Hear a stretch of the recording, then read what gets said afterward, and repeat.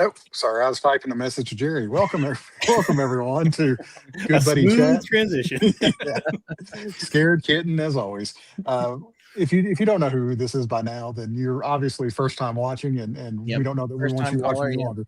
Yeah, so this is Good Buddy, super Good Buddy, Derek Laufman, artist extraordinaire for I Hate Fairyland, amongst many other things that we'll talk a little bit about later on. But yeah, welcome back, Derek. Hey, thanks for having me back, Yep, guys. good to have you on as always. I feel like I'm a regular part of like a fixture, like a furniture fixture in the podcast. Oh, we expect we're trying to trick you into becoming one. Yeah, That's our goal. So yeah, the You'll long just be term. on every single show. They're like, who is that? Is that Derek? Like, oh yeah, I'm just here. I'm part of the show too. So Yeah. Pay me no mind. I'm not here to be. So, but no. I think you're trying to chase Seth. Seth has the record for the most appearances on here, and I think you've gotten within 2 or 3 of him now. So that's really all I care about. Yeah, that's why you're here. He'll never be on again after that. All right. I actually put it in my contract that Seth is not allowed back on the show. So he keeps asking to be back on, and we're like, sorry, Derek doesn't want you on. So like it's in the clause. It can't, it's part of the deal. All right, glad to tell Derek that I just bought around 12 of his books today. So wow, that's amazing. Very nice. Yeah, Jerry, he posted them in the Scotty Young appreciation group too. So I know a lot of people were talking about it. It was a pretty expensive day at the local comic shop, but it was well worth it. Some great covers. And for anybody that hasn't read the story, we'll just get it out of the way early here. This will have spoilers. There will be we will talk about what happened in issue 50. We will see art from issue 50, and there will be spoilers. So we'll probably put a spoiler tag up as we get close to the art. But yeah. So Tyler, what was your reaction to issue 50? It was a good. I messaged Scotty and told him directly. It was a good, bittersweet, fun end. As I kind of expected it would be. It was the same way when I knew it was going on break the first time. So it's like you have this idea oh man, what's especially where it left off last issue and then this issue. I was like, all right, how are we going to end things to still leave it open potentially, hopefully for the future. Which again, spoiler alert, this isn't the end, thankfully. It's the end for now kind of a deal. Again, we don't say say goodbye. You just say, till next time. Till next time. It was really good. Again, I love the art and I loved the blend, leading up. We knew from the last issue that Scotty was in that final page. So I was like, all right, Scotty's doing interiors. He was going to do interiors for this. So seeing the two of you together was fun. So no, I really liked it. It's been such a fun ride. Hey, with Megan. So hello, Megan. Yeah, she said she was hoping that she was going to be able to join. She's got lots of busy stuff with kids and birthdays and graduations. So yeah, I think I'm gonna leave Megan's face up in front of me for the rest of the show. It'll be more visually appealing than my mug. So Megan is an honorary GBC. So just like Derek. So she's also a super good buddy. Yeah, that's right. Seth is not. That's right. He's just good buddy. A good buddy. My shop didn't get in. Hey, for some reason, I just read a little bit ago, so I'll be caught up at the show. Oh, sorry, Ryan. Yeah. But I did the same. I didn't go to the shop. I debated it. I don't go Wednesdays, but I was like, man, maybe I'll go. But I don't have the car, so it's gonna be a $50 Uber ride there and back. And I was like, I'm already buying.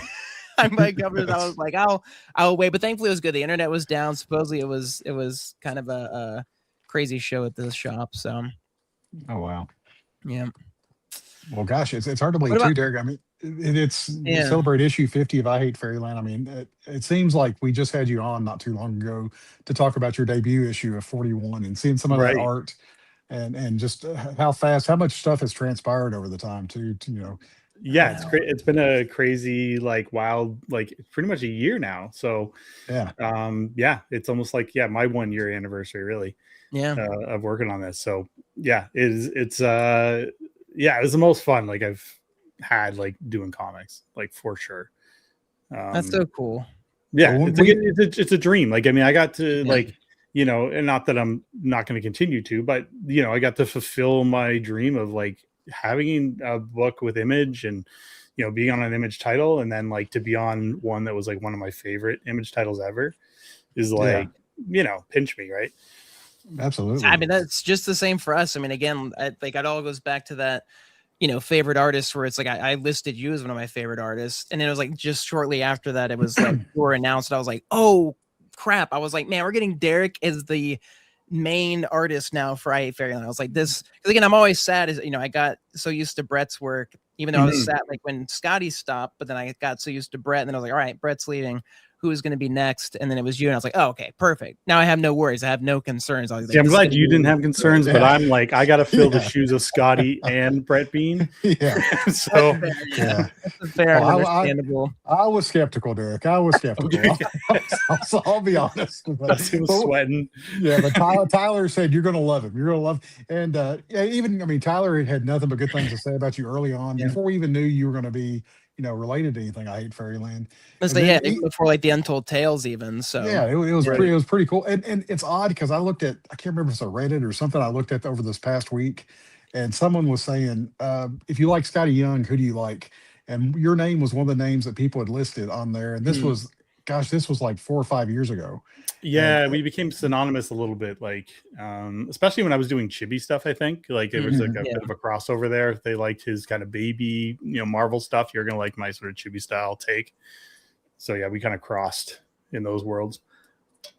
But whenever we invited Derek on for the first time to the show to talk about it, I remember Scotty had messaged and said, "You guys are gonna love Derek," and we thought. We'll like Derek. Love is a big word.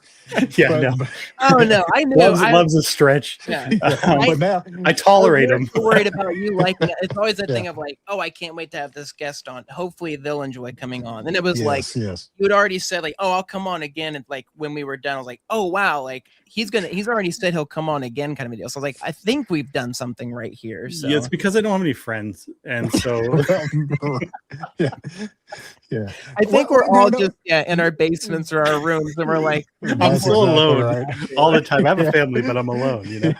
Try to touch the screen. Like, leave me alone in here. I'm trying to be depressed. Yeah.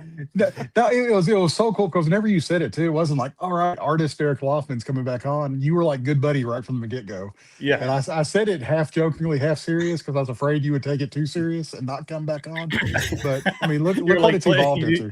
You didn't know if you need to play hard to get or no. Seem too desperate. Yeah, Dustin always goes just like straight. I'm more like, hey, let's play it safe, and Dustin will like say something. I'm like, that's not playing it safe. We just did I'm like, now we're tied into it. So. Tyler and my messages are usually like, hey, should we do this? Should we do this? And then Tyler will be typing a long message saying, we really probably should take it slower.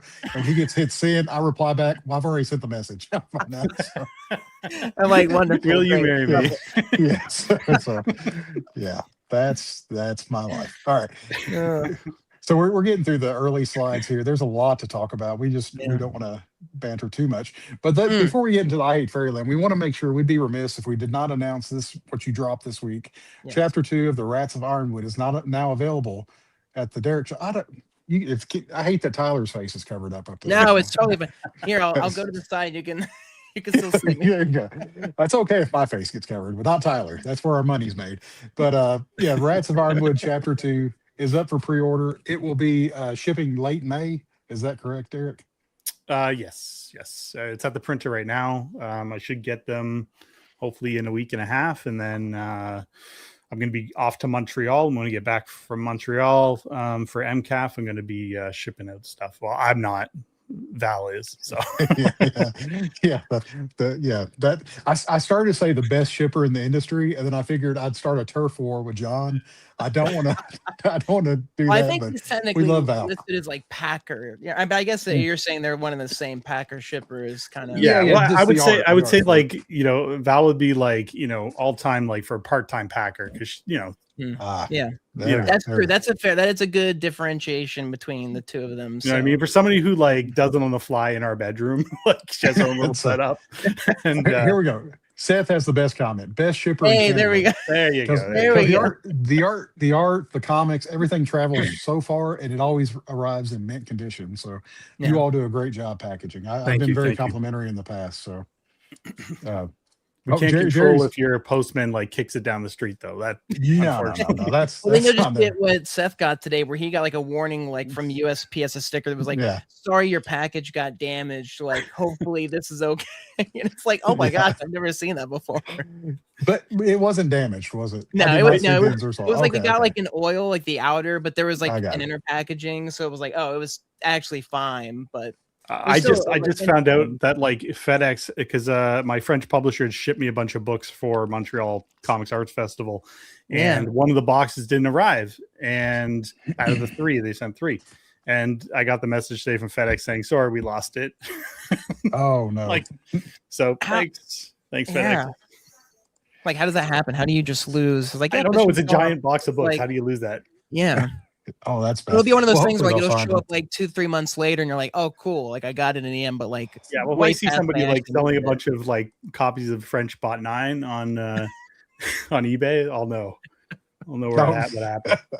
Yeah, it's like, they just show it up magically. Yeah, I wasn't going to read that. Jerry has asked, any new stickers on the horizon to go along with the new product coming out? Your favorite question. That's why I had to ask it. I wanted to see Derek's look. Yeah, no, new stickers. Not really. Maybe for my Witcher Wickerson campain for Kickstarter. So yeah, you do me. Yeah, your Kickstarters are generally you'll throw in like a sticker. Yeah, usually there's a sticker. Although like, like I'll usually do a sticker as like a reward or something. Yeah. Okay. Cool. My favorite was still the cat flipping, giving the middle finger magnet. That's on my fridge, and that's like I'm like every time I see it, I'm like, God, I love that so much. I did the PG version where he wasn't doing that because I had a few requests from people that like I want to put on my fridge, but my kids are like, that'd be Dustin. It's like, can I get this blurred out? Like, can I get Yeah. No, I made the Dustin special. It was well, thank you. A limited edition, non-flipping off one. What's he doing in it? Like, is he just waving or? No, it was just like a subtle, like, he's given like his paws up, but he's turned it up and he's given the middle finger. So it's just, it's a little scene from the comic where the cat is kind of reacting to. No, I meant the edited version. Oh, the edited version just paws down. Okay, that's what I. No, yeah. I knew. He's giving a thumbs up. There you go. That's what I was asking. Sorry, that wasn't very good. Sorry. Now, Tyler, do you have the digital copies of the preview pages that Derek? Yes. Thank you. Yeah. I did not prep those. Give me 1 second. Yeah, give everybody just a tease of what's coming up in chapter 2. I can show the cover while he's looking. Oh yeah, there you go. Bring up the cover. I'll blow it. Look at that. Ooh, that's so nice. Good, man. Center this a little better. There we go. And you've posted on your socials a little bit of the process pictures of you creating this cover. Yeah, I had a video. I recorded it. Every so often I'll record myself like inking something, and usually I'm just too lazy to set up a camera, but I did it for this one. So. That's fair. Well, that's really good. Wow. I love Jerry's. Yeah. Ow. Yeah. Yeah, Jerry. Oh, sorry. Yeah, we're fighting. Yeah, I'm saying with Britton. Britton said it earlier too. I see owls, I buy. Like, there's just something about an owl, especially in like in a world where the critters are, we're dealing with small critters. Dealing with a large owl is like the enemy is just super fun. Yeah, it was a perfect sort of like animal to use because I needed a villain for this issue, so this. Yeah, I had done this owl concept. When I was originally concepting the project, I had done some work because I just like the visuals of an owl, like trying to like attack like the rat character. And so I'm like, I need to bring this into the story. And it just kind of like fit perfectly into issue 2 because we needed, I wanted to turn up the stakes a little bit, have action. And, I needed to put the characters in peril. So it was a perfect sort of, vessel for that. No, that's super. Yeah. Such an awesome page. Again, I just love the texture to it and everything. So you did the covers in traditional. Was the rest of the pages done digitally for these chapters? Yeah, like I have to. I'm so I thought that's what I'm doing literally everything. So right. Yeah, I just don't have time. No, and it's paying off really well. As we're going to see here in a few seconds, the pages that you've previewed are very enticing. Yeah. Let me share my screen. Yeah, you do your thing now. I'll go back to my face. So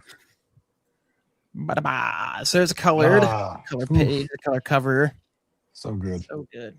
I spent so much time like finessing the colors of that, just trying to get it just right. And I did probably like 10 different versions of like the colors. But I was happy where I finally landed. No, it's really well done. Because color is again such an interesting coloring, because again it's got to be an interesting, because like, you know, something I Hate Fairyland, you're getting that colored by somebody else, JFB. Yeah. But then stuff like this, you're coloring. Do you find this process fun, or do you enjoy it more so when somebody else gets to color your work? Or no, I do enjoy the color process. I find that like for me, my color theory isn't great. I'm getting better, but just over with practice. But I always like struggled with it when I was in school. Like when I was in art school, like color theory was always something I just really couldn't like wrap my head around. Thanks, Megan. So like it was just, you know, trial and error, a lot of stuff, like also just like copying other palettes really helped at one point in time. And now I'm at the point where, you know, I know, okay, I want a really warm color cover. I knew my last cover was like a cooler cover. So I'm like, I want to contrast on the shelf, like when I'm showing it at shows. So I like how the two are going to contrast against each other. No, that's so good. Like you said, it's super, because it's colors. I mean, as you can see with like the original art, I mean, it adds so much. They can kind of like make or break, or not necessarily break, but it's like it can really enhance something, or you know, kind of act against it. Well, and you take creative license because, you know, this particular scene's taking place at night, so typically it would be cooler colors. But because I wanted the intense sort of action, menacing vibe, I was like, you know what, I kind of just got to push the red, and it just kind of really popped. And again, it really contrasts nicely with the other cover. So. No, I love that. Yeah, I love that. It's like you said, the warmer hues there, the colors. Oh yeah, this is just for and it's just everybody remember. Oh, there you go. Yeah, here. I love the texture of the cover too. This is just, I know the material you used for was such a. I told Dustin that, and he got his. He's like, "Oh, I see what you're talking about." Yeah, it feels super good. Yeah, like I use Jukebox out of Canada, and they do amazing like for short runs.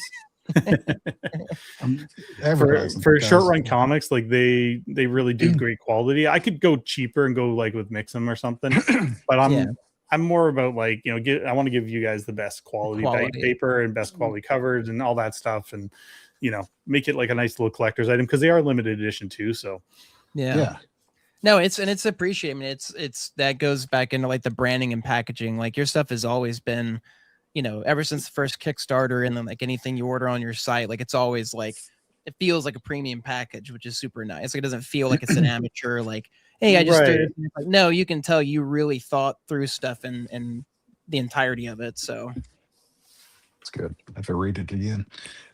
And you put the on the cover. I missed it because I was looking for the book over there on my shelf. But Flynn, the cover. I love the concept art that you put up on your social medias. Yeah, like Meet Flynn the frog, because that's such a a great designed character. Yeah, and just the little concept that you do of like the little accessories that come with him and everything. I love seeing those pop up. Thanks. Yeah, there's the first 4 pages.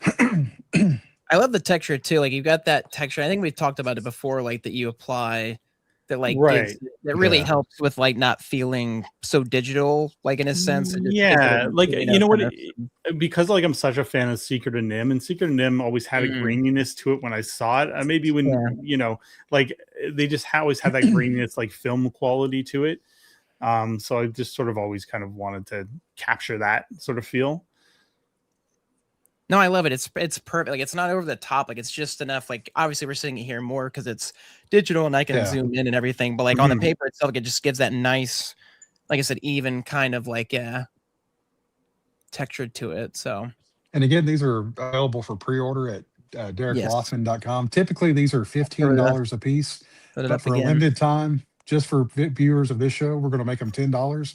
If you go to DerekLaufman.com right now. You can pre-order them for just thanks, Dustin. Make them feel like they're getting a deal. They're getting a deal. That's right.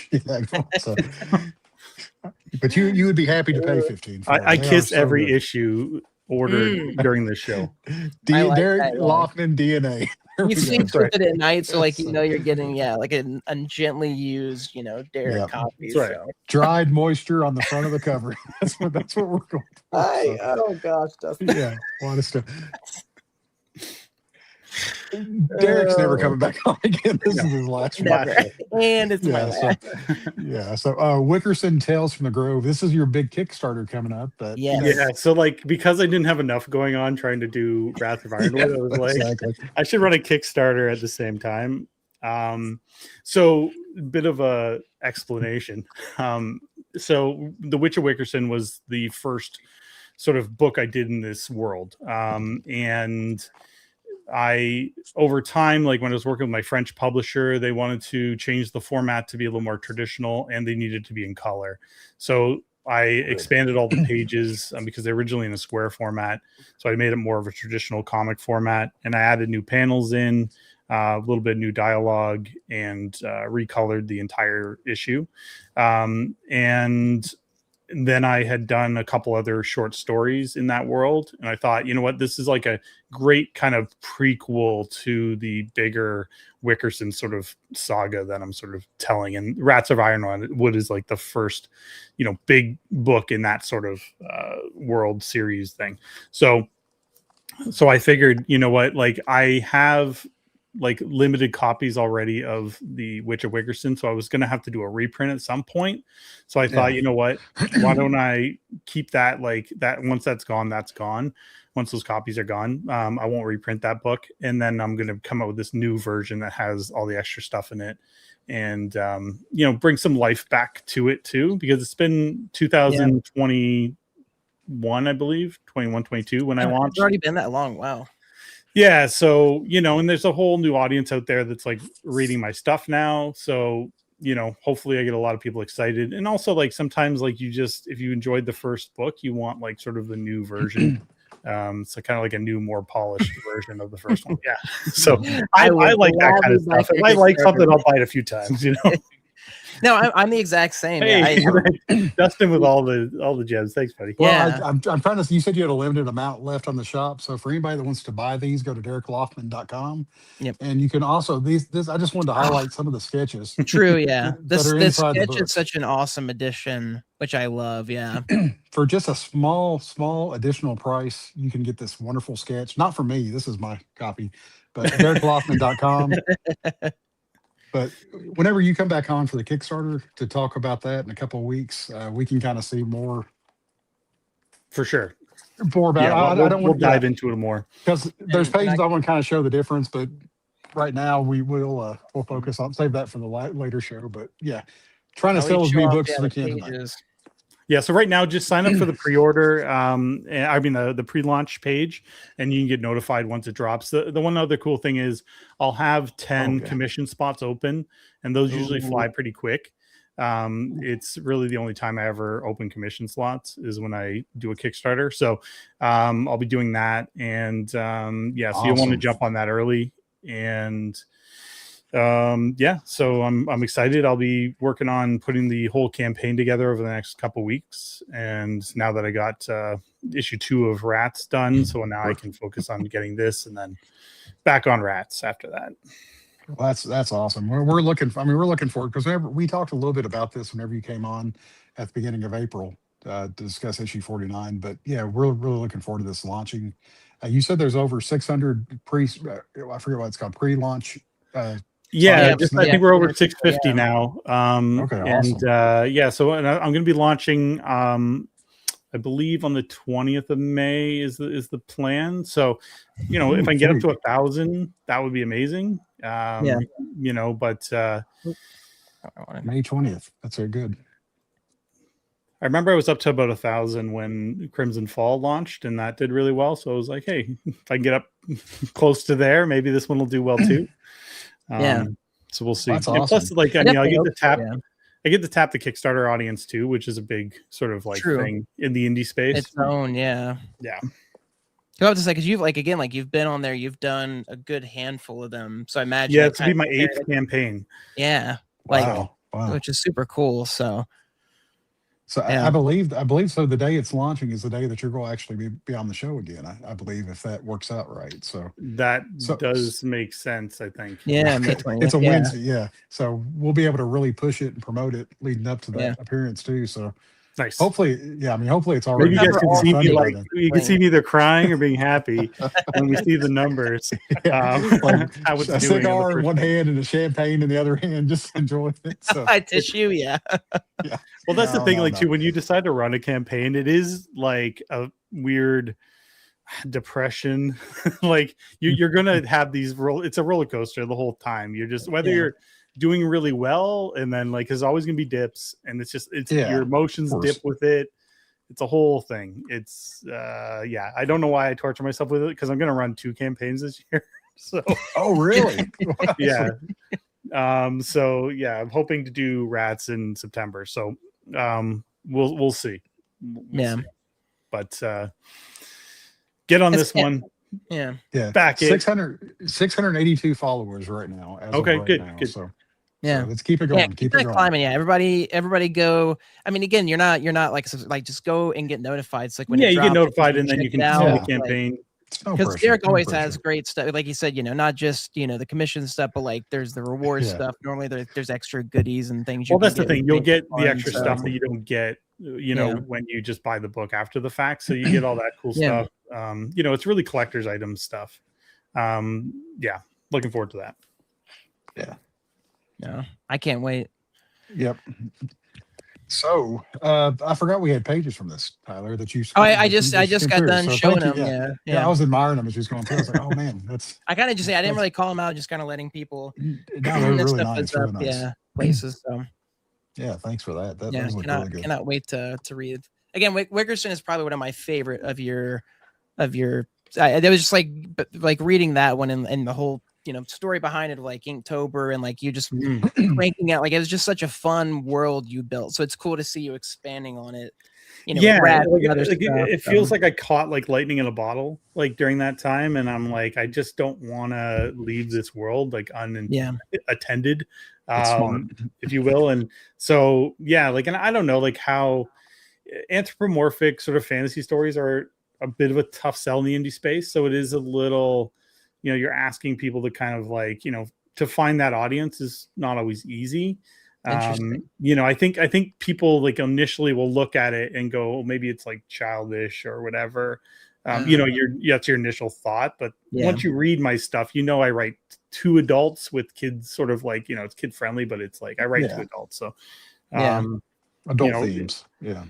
Eventually, maybe we'll get out of that silly headspace that like since something is cute, like it's not, Well, I mean, I think Dork is going to do big things, like for that sort of, 100%. Like even like that the second or third issue, I was laughing 1 minute and then like on the verge of tears the next. I was like, man, he just blend that, and we're seeing that in television, even the stuff like Ted Lasso or Shrinking, like shows where it's like, it's a comedy, but it's also got a lot of drama and heart to it that makes you feel big feelings at the same time. And that to me is the perfect blend where it's like, you don't have to have just one or the other. You can have both and be perfectly, fine. Right. So. Yeah. Like, I mean, it's like, it deals with heavy sort of topics, right? Like, like The Witch of Wickerson's about a parent who's lost a child is missing. And so like, and presumed dead, to some degree. So, and it's I felt it when I was doing it because I have kids. Yeah. So like, I was able to tap into that emotion. What would happen if I was looking for my child? Like, how would I feel?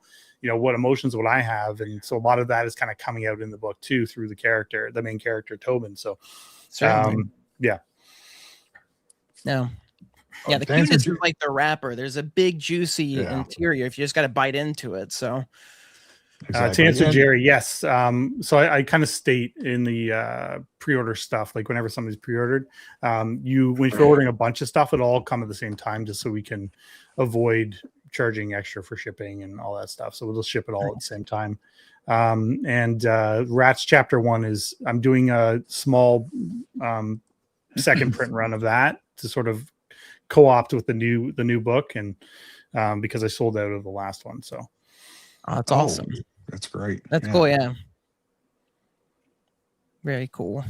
And you said, I can't remember what he said before the show, what he said during the show, but you did say that whenever you complete the rat story, there will be.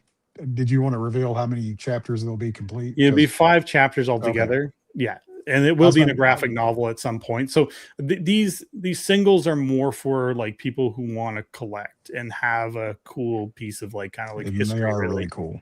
Yes. And you know, at some point in time, like I might look to take this one to a publisher. I am, you know, formatting it more as like, you know, because I'm doing individual issues and it will fit like into a comic bookshelf. So who knows? Like maybe there's a publisher out there that will be interested once it's done. But I also like, you know, doing it in my vision and not having anyone's hands in it because I'm a weird control freak. So I'll do that, and then once it's done, if there's a publisher out there that wants it, and you know, and they can help reach another audience, then maybe I'll do that. But in the meantime, it's all me. All right, done and paid for, Jerry says. So good deal. Very nice. Thank you, Jerry. One sale. You're I think I saw the order pop up on my phone. So awesome. Awesome. The notification. Live time. You guys get a cut. That's how this works. Perfect. Yeah, that's why we do it. All right, let's get Gertie. I love this title. Is it? I had not seen this slide. This one cracked. No, because we always do the thing where it's like we'll forget what our slides are, so we always had to have like a little thing for us. So it was like, oh, I should probably put this in there before we just dive into it. So smart. Yeah, that's good. That's good. Yeah, professional. We're professionals now. Yeah. All right. You want to control the slides, or do you want me to? Yeah, I can. Yeah, I was gonna say, Okay. I can go for him. Yeah, I don't want us to. I wanted to start with Derek's covers, of course, and I gave the blur for Dustin. You want to start with the worst ones and then go. No. I get it. Yeah, the best ones. Everything else is downhill from here. So, well, Todd McFarlane Schmarlin. Okay. Yeah. Who's that guy? Wait. Raise your hand. If you're an artist, a cover artist for Hate Fairyland 50, whose art is currently being displayed in a museum style exhibit, raise your hand. Me. Yeah, there you go. Nobody else raised their hand. So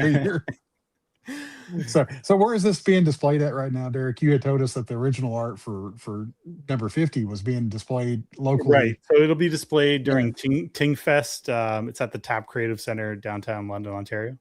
And I also have some of the original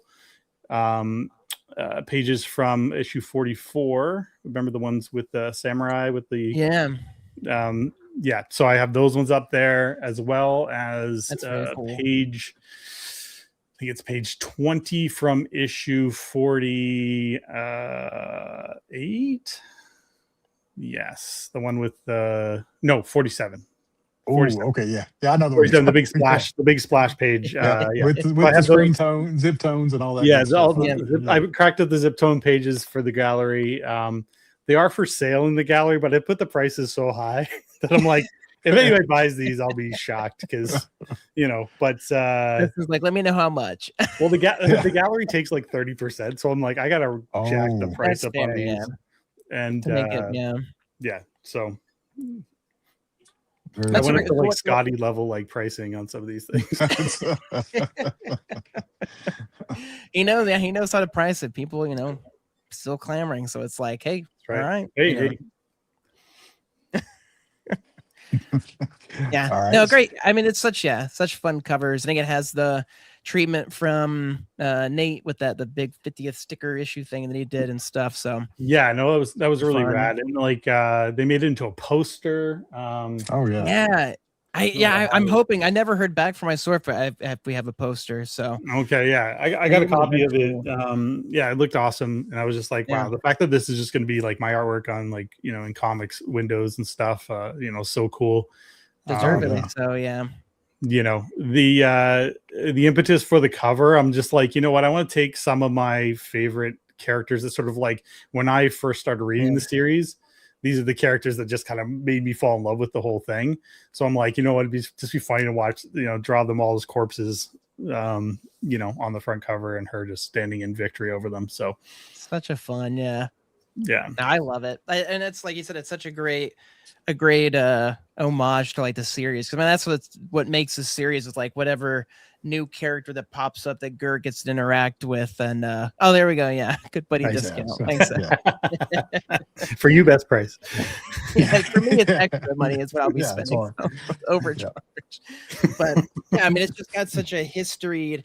I mean, there was stuff where, and I got it all out next to me because I was like, man, I really need to reread the whole series because like there were characters that were brought back that I was like, oh, that's a new, and I was like, oh my gosh, I totally forgot like that person was introduced back in like, you know, issue 1, like the green guy there. So it's like things like that where I was like, man, I need to brush up on my history again. I got to get reacquainted with all these characters. So yeah, well, then also I was trying to pick like and display them knowing where their color palettes were going to be, so that like it kind of worked as a color scheme there too. So I like that. I tried to make it easier for Jean that way. I'm sure he's appreciative of it. Yeah. Oh, super cool.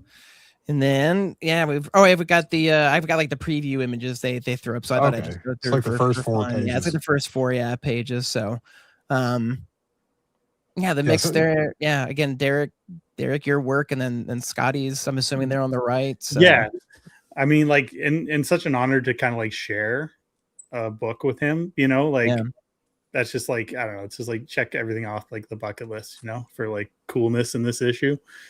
When it's like that's unique too, because it's like you're like the first person to get to do that, right? Like I don't think that he's really done anything like that before, like in terms of like splitting up a book with another artist. So it's normally like it's an all or nothing kind of deal. So. Right. Well, we got a little tease of it for free. Yeah, true. And last then year, whenever he the first time he did interiors in like 7 years, and then you did the splash pages. The free comic book day. Yeah. But to have it actually in a story that's in a published story, this is kind of that's a good bookend too for this art to where you started with Free Comic Book Day to issue 50. So this was I think that was the impetus for like him doing this particular issue, and like you know was just that sort of going back to our original sort of conversation of like what would you like to do in Fairyland and just kind of have at it, and so like you know that was. I don't know. It's just like it's the whole thing's been like a dream, right? It's just like you know. When it's so fun and it's again so perfect. Like what you and Scotty have done is so perfect for I Hate Fairyland. Like what y'all started doing with like again kind of getting back to more of like the episodic where you know each issue is different.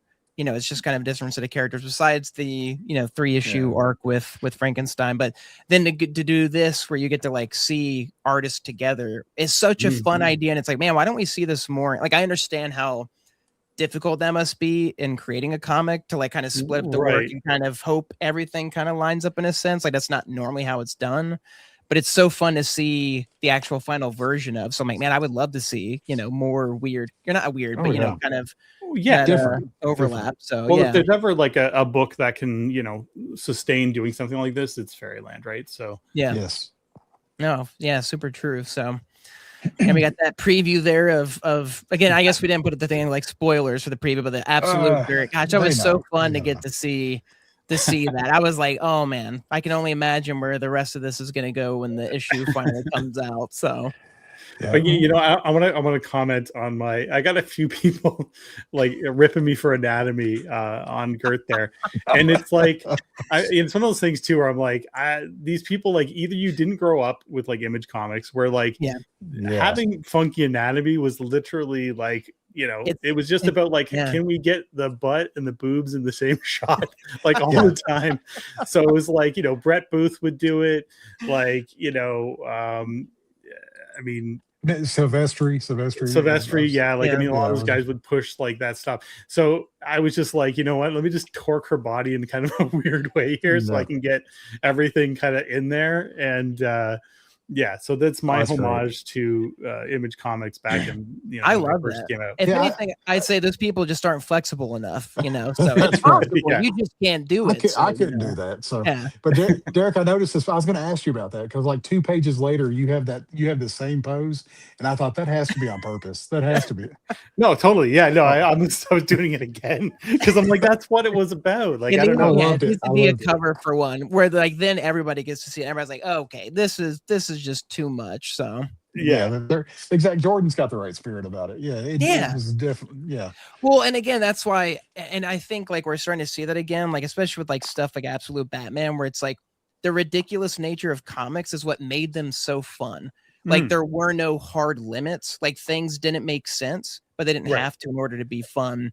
And I think we've lost that with a lot of entertainment today, where it's like we've put ourselves in this rigid box of like, these are what we have to do in order. Like, no, you don't have to. Like, no, you can do this and it totally works and it's fine. Like, not everybody's going to get it, but that, it's not for everybody. We don't have to appease, the baseline. So yeah, I saw this. I was like, oh my gosh, that's great. I love that. Awesome. Shot, so, yeah, so good. Yeah. Well, what's funny today? I saw James Herron did a Absolute Batman cover with the 2 Robins, and like these giant mechs, and then Batman standing there with the hammer, and it's like, in a it's so ridiculous. Crushing him into a pulp, but it's a comic, right? It's like, but it's like that embodies what the spirit of like Image Comics was, right? Like back in the day, and that's kind of what Absolute's kind of capturing now. So. No, I love the research. Like, I hope it pushes. It's one of those things where it's like somebody like you keep being told like, oh, people don't want that, and then somebody does, and it's like people are clamoring for it, and it's like clearly everyone wants it. So hopefully we'll see that, branch out into more stuff. So, Tyler, we missed it too. If you know, we were talking before you came on, Derek, that the only thing missing from issue 50 was a punch by Larry, a Gert punch. No, you got it for Larry. Yeah, it was in that absolute. It was in the second panel. That I just noticed that bolts lingering. Yeah, that's been our favorite, running gag throughout. And I love I had to get it in there, Yeah, and I love the name too, like the Superb Fly. Like I was just like, man, these panels are fantastic. So. And it's got the speed lines that, like in the whatever that's called in the hand that Tyler loves. Yeah, that like I did. I ripped off Daniel Warren Johnson does all that stuff. He does it so good. Gosh, I love looking at his art for that. Where it's just like it sells it so well. I think on that page I even used a Pilot pen, like he like uses sometimes. That's awesome. But yeah, it did a really great job on that. I'm excited to see the art for this. That's why we're kind of building. I know, yeah. Yeah, but of course, all the covers, of course. So, Scotty's, Brett's, Jorge's, Wayshak's, Jen's, Mateo's. I mean, it is a weird, humbling experience to be like amongst all these legends. Yeah, it's like, and then it's like my artwork's inside there, which is crazy. Like it's a crazy, weird. It's sandwiched between their stuff, and then like you're still in the middle, even if you're not on the cover, kind of a deal. Like the teenage Derek would have just been like, my mind blown. Adult Derek, like, I guess that's cool. Yeah, Todd McFarlane doing the cover for a book that I'm like, it's like. That's stuff you dreamt about as like a 17-year-old, like flipping through my Spawn comics, like. Well, what's really cool though, I mean, even as Tyler was naming the names, and we Nicoletta there for the one cover, the one that cover I got here. I mean, it's kind of spun off not just from doing a Hate Fairyland cover, but to doing the interiors coming up for Lobo 3. So I mean, that's kind of a fun, because like a lot of these names, whenever I have to be honest, I wasn't as familiar with her work as I was obviously the other people here, but it's like it's a good launching pad, and Scotty has such a great taste for talent, and surrounds him with the most talented people, present company included, obvious. So it makes it so much fun to look at these covers and read. It's one of my favorite things. I mean, I've been introduced to so many artists because of Scotty. Like I think you were like one of the only ones where I was like, oh, I know Derek. Like I already know Derek. Like everybody else was like, I've never heard of Brett Bean. I didn't know who Jorge Corona was. And then I was like, oh my gosh, like why hadn't I heard about these people? And then like you go to them and then it branches out to like other people and stuff. So like it's I love how interconnected, like he's built up a great network of people who enjoy working with each other and like are happy to like, contribute to each other's comics and stuff. And I feel like it just bleeds. It just helps everybody. Like it just bleeds out into all the industry. Cause then you're like, oh, cool. I'm going to pick up that book then because that artist did a cover for this. Or like you said, now they're doing Lobo 3, Dustin. So yeah. No, super, super awesome covers. But not just those covers. I mean, also a lot of these shops are also really cool to see. Other exclusive, the variants that Stupid Fresh Message shared today, and ones that I gave you. I don't know if you see it there. That middle third one, Dustin, I covered the middle finger there for you. I gave a little sensor Oh, bar. did It's you? hard to see. Yeah. Okay. Didn't want Yeah. you feeling Thank you. We um didn't want you to yeah, have to we hide your were eyes. tracking these down because again, I'm a collector of anything, everything. I hate Fairyland. So I was like, as soon as they posted the video, I was like, oh my gosh. I was like going through, I was like, do I have this one? Do I have this one? Like checking my email, like, and I think we Yeah. have. I'm only missing the top left two now. I'll get Oh, them. nice. It's just a matter of when. But it's And fun. this Yeah, it's is fun to see this variety. So well, one of the things I had messaged Tyler and Seth about last week, Derek, whenever I saw that Kit Wallace had a cover for one of these shop exclusives, Kit Wallace worked on a book called Monster Club, which was Oh. like one of Scotty's early variant Yeah. covers that Scotty did way early in his career. And to come full circle now where Scotty's got his book that's hitting a milestone and Kit's doing a cover for that, I thought that was just a really cool. I love to see those connections in the Yeah. comic shop. Yeah. You know, 20 years in the making of some. That's amazing. no, it's just super cool. I mean, it's such a big accomplishment, and it makes it feel even more so because of there's so many covers, and it's really celebrating. Again, 50 issues is a big milestone achievement for a creator-owned series, so it's cool. I mean, again, I've been collecting since one. It's crazy that it's like 10 years later, and like here we are celebrating issue 50, and now talking with you, Derek. So it's just such a crazy small world. So. And in art, the original art, we get to see. That's what everybody's been right. waiting for. I know Yep. Dustin and I. Yeah, make him big, make him big.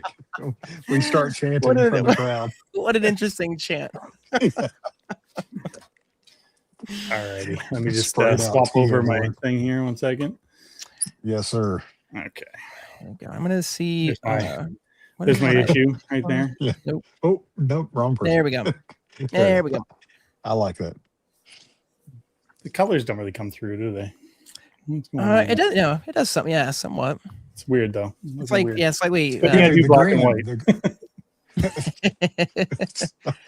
Donk, donk, donk. So good.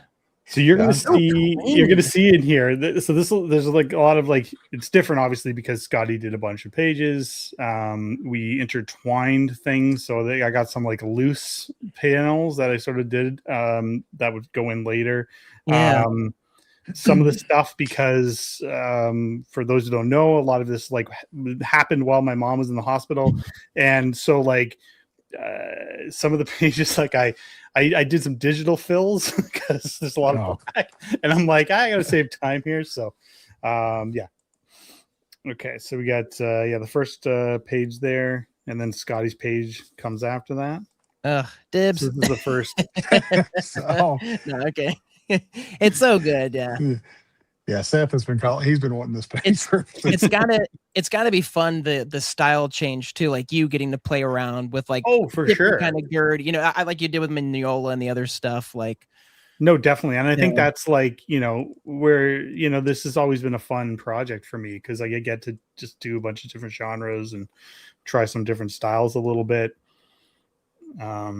I loved how intense he's and like in this person she's fighting, like again, like getting to come up and I know it's armored, and I think we maybe talked about it because again, a lot of people don't like drawing hard surface stuff or like armor, but like again, you draw it so well. I know you're kind of like indifferent, right? You're like, yeah, you don't mind. It's not like your favorite thing. Oh, that's For so sure. good. Gosh, I shrinked your name, Derek, just to make it. Oh, okay. Yeah. I do that. I'll put the name. I'll put the name back. No, up we don't need later. to see a dumb name there.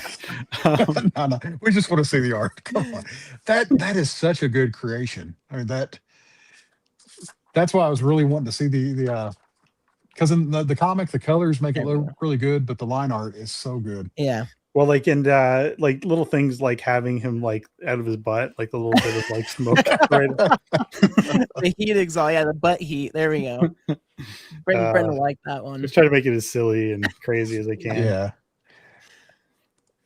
Good gosh. I just This is so again, good. just so dynamic. And again, there's so much typography in this one that I love. And I love like the different variations between them too.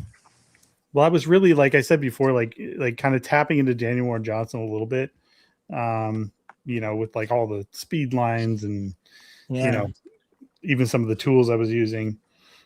When it feels like very like manga-esque too, like like the For action sure. and all that stuff. Yeah.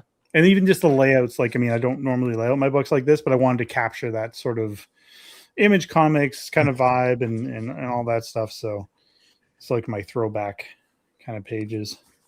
But your wording is so good too. That is the sound effects that you put in there Yeah. are top notch. Thank you.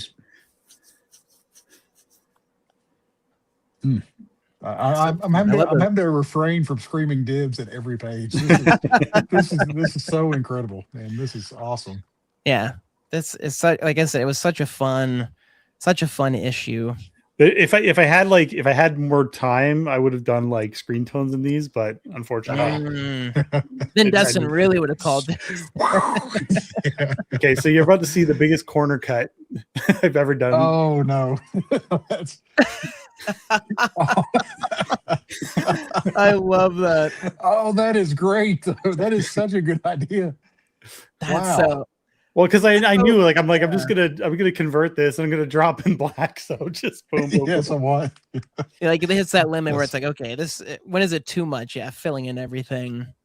Well, it was just the time constraint. Like, really, if I had the time, I'd do it. And to be honest, like, I might even do it before I sell it, just so you can have the full thing. I was gonna say, I actually kind of like it. I love stuff like this where it's like it's slightly different. Like it makes it more appealing to me because I'm like, I know it's still mimics the final, but I'm like a little bit. I don't know why these ones are upside down. Hold on. That's all right. That's all right. We don't mind. And also, I had to do a digital paste up for the hand there because I wasn't sure at the time. I think like how big the word bubble needed to be, so I had to leave it out because this is another one I was doing at the hospital, and I was like, I don't really know what's gonna go there, so I'm just like, let me just not wing that. And, let me just leave that so I can. Oh, so you did ink that in at the top right corner. I love, yeah. I was wondering if that was put in after by JFB or Nate or if you did that. So that is too good. I love that. Yeah, and I love Larry. I think this is my favorite. One of my favorite Larry iterations. Yeah. Like, and he's actually bigger than Gert for once. So right. It was just like Scotty gave it like just a fun description, and I was just like, yeah, I'll just draw him like his sort of like Marv and have all the bandages on. So it's fun. This one, like a lot of corner cutting, where I was just like, as I'm doing it, I started like, because again, like I'm sitting in the hospital, like at my mom's bedside, going like, maybe I won't do every brick. Maybe I'll That is completely fair. Awesome. Well, for anybody, we had talked about the free comic book day last time, but I believe Sin City was the last, like it was, property that we hadn't got to yet. So this kind of completes that premonition. Yeah, so that was a fun one, and I'm glad we were able to kind of like squeeze it in there because that was just like a fun. Oh my gosh! Then the Exorcist one was just absolutely wild. Her face there, like, oh yeah, I tried to make her like more almost Grinch like. Yeah, like I was really just trying to see how much I could push her evil kind of like almost demonic. That's good. The lips for sure, that like wavy kind of. Yeah. Okay, whenever I was reading this, and once again, I told these guys I was reading this at like 3:30 in the morning. I flipped it. It was going panel by panel, and it flipped to that top panel. And the first thing I thought was, "Oh, cool! They're doing a Harry Potter." Because I saw the book, and then I looked over and I thought, I read the line, and I thought, okay, this isn't Harry Potter. This is wait a minute. Yeah, so that's too funny. Okay, so yes, these ones. So okay, so I want to show you in here real quick. So I forget who ordered this commission, but I think I remember. I did this as a commission originally, and I had scanned the original inks, and so I'm gonna get it there. My light's kind of shining on it, but so I had done that, and then when we were like, Scotty's like, just come up with some cool spoofy things you want to do, like in these panels. He didn't even tell me what to do. So I was just like, I had this Indiana Gert one, already done. And I'm like, I'll just throw that in there. And, it's so awesome. So somebody out there owns the original drawing for that. So that was fun. So then I was like, okay, well, Maybe an Ultraman, Ultra Gert, punching the kaiju, kicking him in the groin, Godzilla in the groin, kicking it. Well, then we got our Dragon Ball. I love it. Yeah, So as soon as I saw that, I was like, oh, I love that. Well, and I figured since I was going to be would. doing these as panels, I was like, you know what, they'd be kind of fun as just like little individual illustrations. So yeah, I like that. Yeah, that's super. Well, real quick before we let's see, I forget. Right in the Godzuki. That's good, Jerry. Oh, Godzuki, you silly kaiju. All right, can y'all see the screen? Nope. You got to add it. You gotta remove the. Did you? There we go. There we go. Yeah. There we go. Yeah, this is the person that I. Yeah. So if anybody wants to see, there's the person. Oh.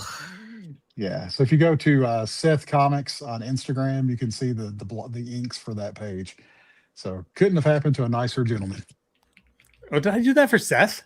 You did that for Seth. That's hilarious. You know what? I didn't even make the connection. Oh, really? I thought you were like kind of like hamming it up. So that's honestly, like I completely forgot who ordered that commission because it's been like it was a while ago, like a year ago. There, yeah. So yeah, thanks, Seth. Yeah. There you go. Yeah. You get your work embodied into your work is published now. Jerry's right. Okay. Yeah, it's one of those things too where I was like, because like I mentioned, like this whole issue was kind of like a weird fever dream blur, with everything going on, and it's just like, yeah, I was like, oh, I got an image already done, I'll just use that. So, what's a good image? It fits perfectly. It's a fun one, yeah. And it's like kind of like a nod back to because the puzzle solving was kind of it felt like, and so I was like, oh, we're actually going full-fledged indie, so it was pretty sure. And another puke scene from love it. Do you enjoy drawing the puke? Is that it's like, oh, let's just make this it's I mean yeah, it is fun. And just to I even covered him more layer. I was gonna say I love that layer, of like I'm like for the second puke he really needs to be covered. Like you thought the first one was bad. So little change on this page. So we decided, I think originally in the script it was just going to be a wasteland. Ooh, okay. So it was also going to have some characters in the final spread, but then Scotty was like, it makes more sense for the story, and he came up with this idea at the last minute. He's like, let's leave it blank because and it was like, and when he said that, I was like, thanks, I don't have to draw a bunch of stuff, but also it was like on the most fitting sort of moment. So we digitally removed the background stuff in the actual final. I love the little heart there though. Yeah now making a blank, it's so super impactful and just the story. So this is what it looks like in the comic, because there's an additional page that's just blank, literally blank. And Seth had messaged me, and one of his spoilers was like, he said it's kind of like the architect from the Matrix where everything is kind of white. So he thought that was and I just thought when he said it, I was just like, wow, this is just that really does kind of put a bow on this whole thing. Yeah, this whole issue, to have her just be in an empty space, her and Larry. And that's why I kind of that was the bittersweet, it really hit that hard. It's we've seen it Goodbye before, Brett's, for instance, was heard, slicing and dicing people, classic Gert. But this was oh man, it's really, really hits home. So yeah, well, and also Scotty had sort of said to me, he's like, sky's the limit. And that's sort of this is what this kind of does in a way. It just kind of gives us license to do whatever. We already kind of had that, but it really opens the door, right, for possibilities. So yeah, I think it's again poignant and almost goes back to that first Free Comic Book Day thing where it was just kind of our imagination's running wild and what the possibilities could be. So this to me said endless possibilities for Gert in the future. So 100%. You said endless possibilities, and the song from Twilight came up. So now I want to see Gert and Larry in the Twilight world, and I also want to see them in the Matrix world with Larry as Trinity and her outfit. Right. Yeah. Oh wow, great ideas. Can you go back to this? Can you go back to this page here? It like even got the blank page. Oh, there we Oh, go. God. Are you gonna? Is that for sale? Yeah. Are you Yeah, calling it's for people sale. that? I'll sign it, and maybe I'll tape it You- together. We'll see. Yeah, but you joke, but I would 100% would buy, would buy a blank signed image. Yeah, Bunny in the, yeah, wrapping DerekLaufman.com. themselves for 'em. I had this page that's- here, Derek. Yeah, is that that what you you're have- wanting? The Yeah, that you have the little your skull. Is Yeah. this the same as your signature? Did you include those? There's two of them in there. Yeah, I think I did. I meant to ask you yeah. that early on, and I forgot to because I caught that as I That's was a good reading call it. out. Yeah. I wish Yeah. I'd have thought of it. There we go. Yeah, at Yeah, the very like bottom. I panel. usually when I have like nothing to really say for characters, I put this little skull. I It's sort of love like that. it's sort of like what I use for my little signature too. So, yeah, That's so good. Yeah, that's good. Good catch. Love it. Thank you so much for showing us these. These are Yeah. it's always a blast to see these, and anytime you have any art, we're just kind of amazed by sitting back here and enjoying it. So thank you for bringing well, it funny with you us. should say that because remember I was telling you guys when we were off air at the beginning. So because I didn't have issue 50 cover, I thought I would crack out some covers that I had done previously that I don't know, some people may not have seen these. So I have my Very old Rue excited. World covers.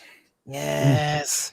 So this is the first comic I ever did that I wrote and drew and did everything. Published with Boom Studios. Yeah, So awesome. issue Yeah, 1 that- cover. Such a Nice fun bonus. comic. And Yeah. the whole book was done digital, but I did do the covers traditional because I was like, one day I might sell these. So Love a good Minotaur. yeah, these are like the main villains in the story. Mhm. Yeah, if anybody in the chat hasn't read this series, you can pick this one up on his website. I highly suggest it. It was a really fun series. So Yeah, because Boom doesn't have it anymore. I got it back. So okay. I have some limited like copies, and at some point in time I'm gonna redo and do a new like sort of my own print version of it. Nice. And that'll be down the road, but Yeah. and maybe do an extra like short story in there and stuff. Okay. I'm not going to run and grab this copy. I looked over there and thought about it, but I decided not to. Yeah, we didn't mention. Sorry. Yeah, I was sorry, just gonna Zed. say I'm that. sorry. Yeah, Scotty Yeah, about used Derek's comic face in his cell phone in the issue. Yeah, because we didn't have his page. So Yeah. But yeah. Derek was talking about being. I think king Scotty was now, just being and- lazy. Scotty's like, yeah, you drew a cool picture of yourself. Throw that in there. I don't need to do I that. kind of wanted Scotty to draw me, but hey, that's okay. That's okay, Scotty. Hey, whenever you all had your conversation where you interviewed each other, I remember seeing that. I think that image was the first time I had seen that image of you. It was in like Scotty's Substack where you all had like emailed questions to each Right. other and you were answering each Yeah. other. So, but I love that right. Lots I mean, of both skulls. are great. Ton But of the skulls on that skulls, yes. Yeah, like anytime you can draw a character standing on piles of skulls, that's It's so It's a plus. interesting. You brought up, the anthropomorphic, how that's a little bit harder in the indie world, which is so interesting to me because, like, to me, I feel like that should be like that would capture, Yes. yeah. I guess like you said, it captures more maybe kids rather than teenagers and adults who yeah. you also want reading the book. So Well, and that's the thing. Like I said, like I write to adults, like first and foremost, because I want to enjoy it. Like I want to enjoy these stories, and I write with that in mind. And, it's just maybe they're a little less violent, maybe no cursing, that kind of stuff, and I kind of keep it a little more. But there's still violence, and there's still, so there's still like It's like I always treat them like more like a grim fairy tale sort of. Where it's got a little bit of edge to it. Characters are going to die. Characters are going to have the scary moments. And, I don't totally make it kiddish. Okay, I got one more cover to show. And this one. this is, yeah. So the funny thing about this is like, this comic is worth a crazy amount of money. on eBay. No way! I was hoping this was It it. is I was so hoping funny this. you share this because Seth has been sharing this. I actually just found Sean Galloway's cover. Nice. It's at my store. I need to pick it up because I was like, man, is that Brett? I was like, no, it's not Derek's. I was like, dang it, I still need this. I love this cover so much. That's so cool. Yeah, Seth just got his copy. There's a copy on eBay right Yeah, now it's that such has a- like it's signed by 4 of the voice actors. Yeah. Oh, nice. For your cover. So yeah, it's How much is that it's going for? It's like 400, a little over 400, right? Nice. Yeah, so I mean, and that's a graded one too. So That's good. That's good. but yeah, you're right. Your cover by itself, it's with no signatures, not graded. It's a hard one to find, and it's yeah. price. So yeah. Yeah, the prices go up there, and I have copies. Oh, I have them. It's So I'm like, should I flood the market? No. yeah, DerekLaufman.com. Yeah. No, I want to get them graded at some point. That's Yeah. a good idea. Yeah, You and gotta do the Brett thing where like you just drop it on eBay every once in a while, get an auction Oh, going. yeah, no, like at some point in time I will like sell one here and there, but yeah, I figured we'll let the I'll get the grading done at some point, and then I'll start putting them out there a little bit. But Yeah, and if you being the artist too, if you submit Yeah. it and you put your name, I mean, you sign it and add a doodle to it, whatever you want to do, and I mean, man, you can make a killing on these. These are incredible covers. Yeah, first appearance of Hondo. God, Hondo Onaka, one of my favorite characters, hands down. So good. Yeah, I'm not putting his other comment up there. This is it's funny too because after Clone War, like when Rebels came out, I remember tuning into it and was like, man, this show is really dumb. I do not like this. This is silly. Like some kid shooting a slingshot at TIE fighters. I was like, this is nonsense. And then it was like, and it became, honestly, I think in some ways I like it more than Clone Wars because of like the family aspect. Like, not that we didn't get some of that in Clone Wars, but man, these characters grew on me so much.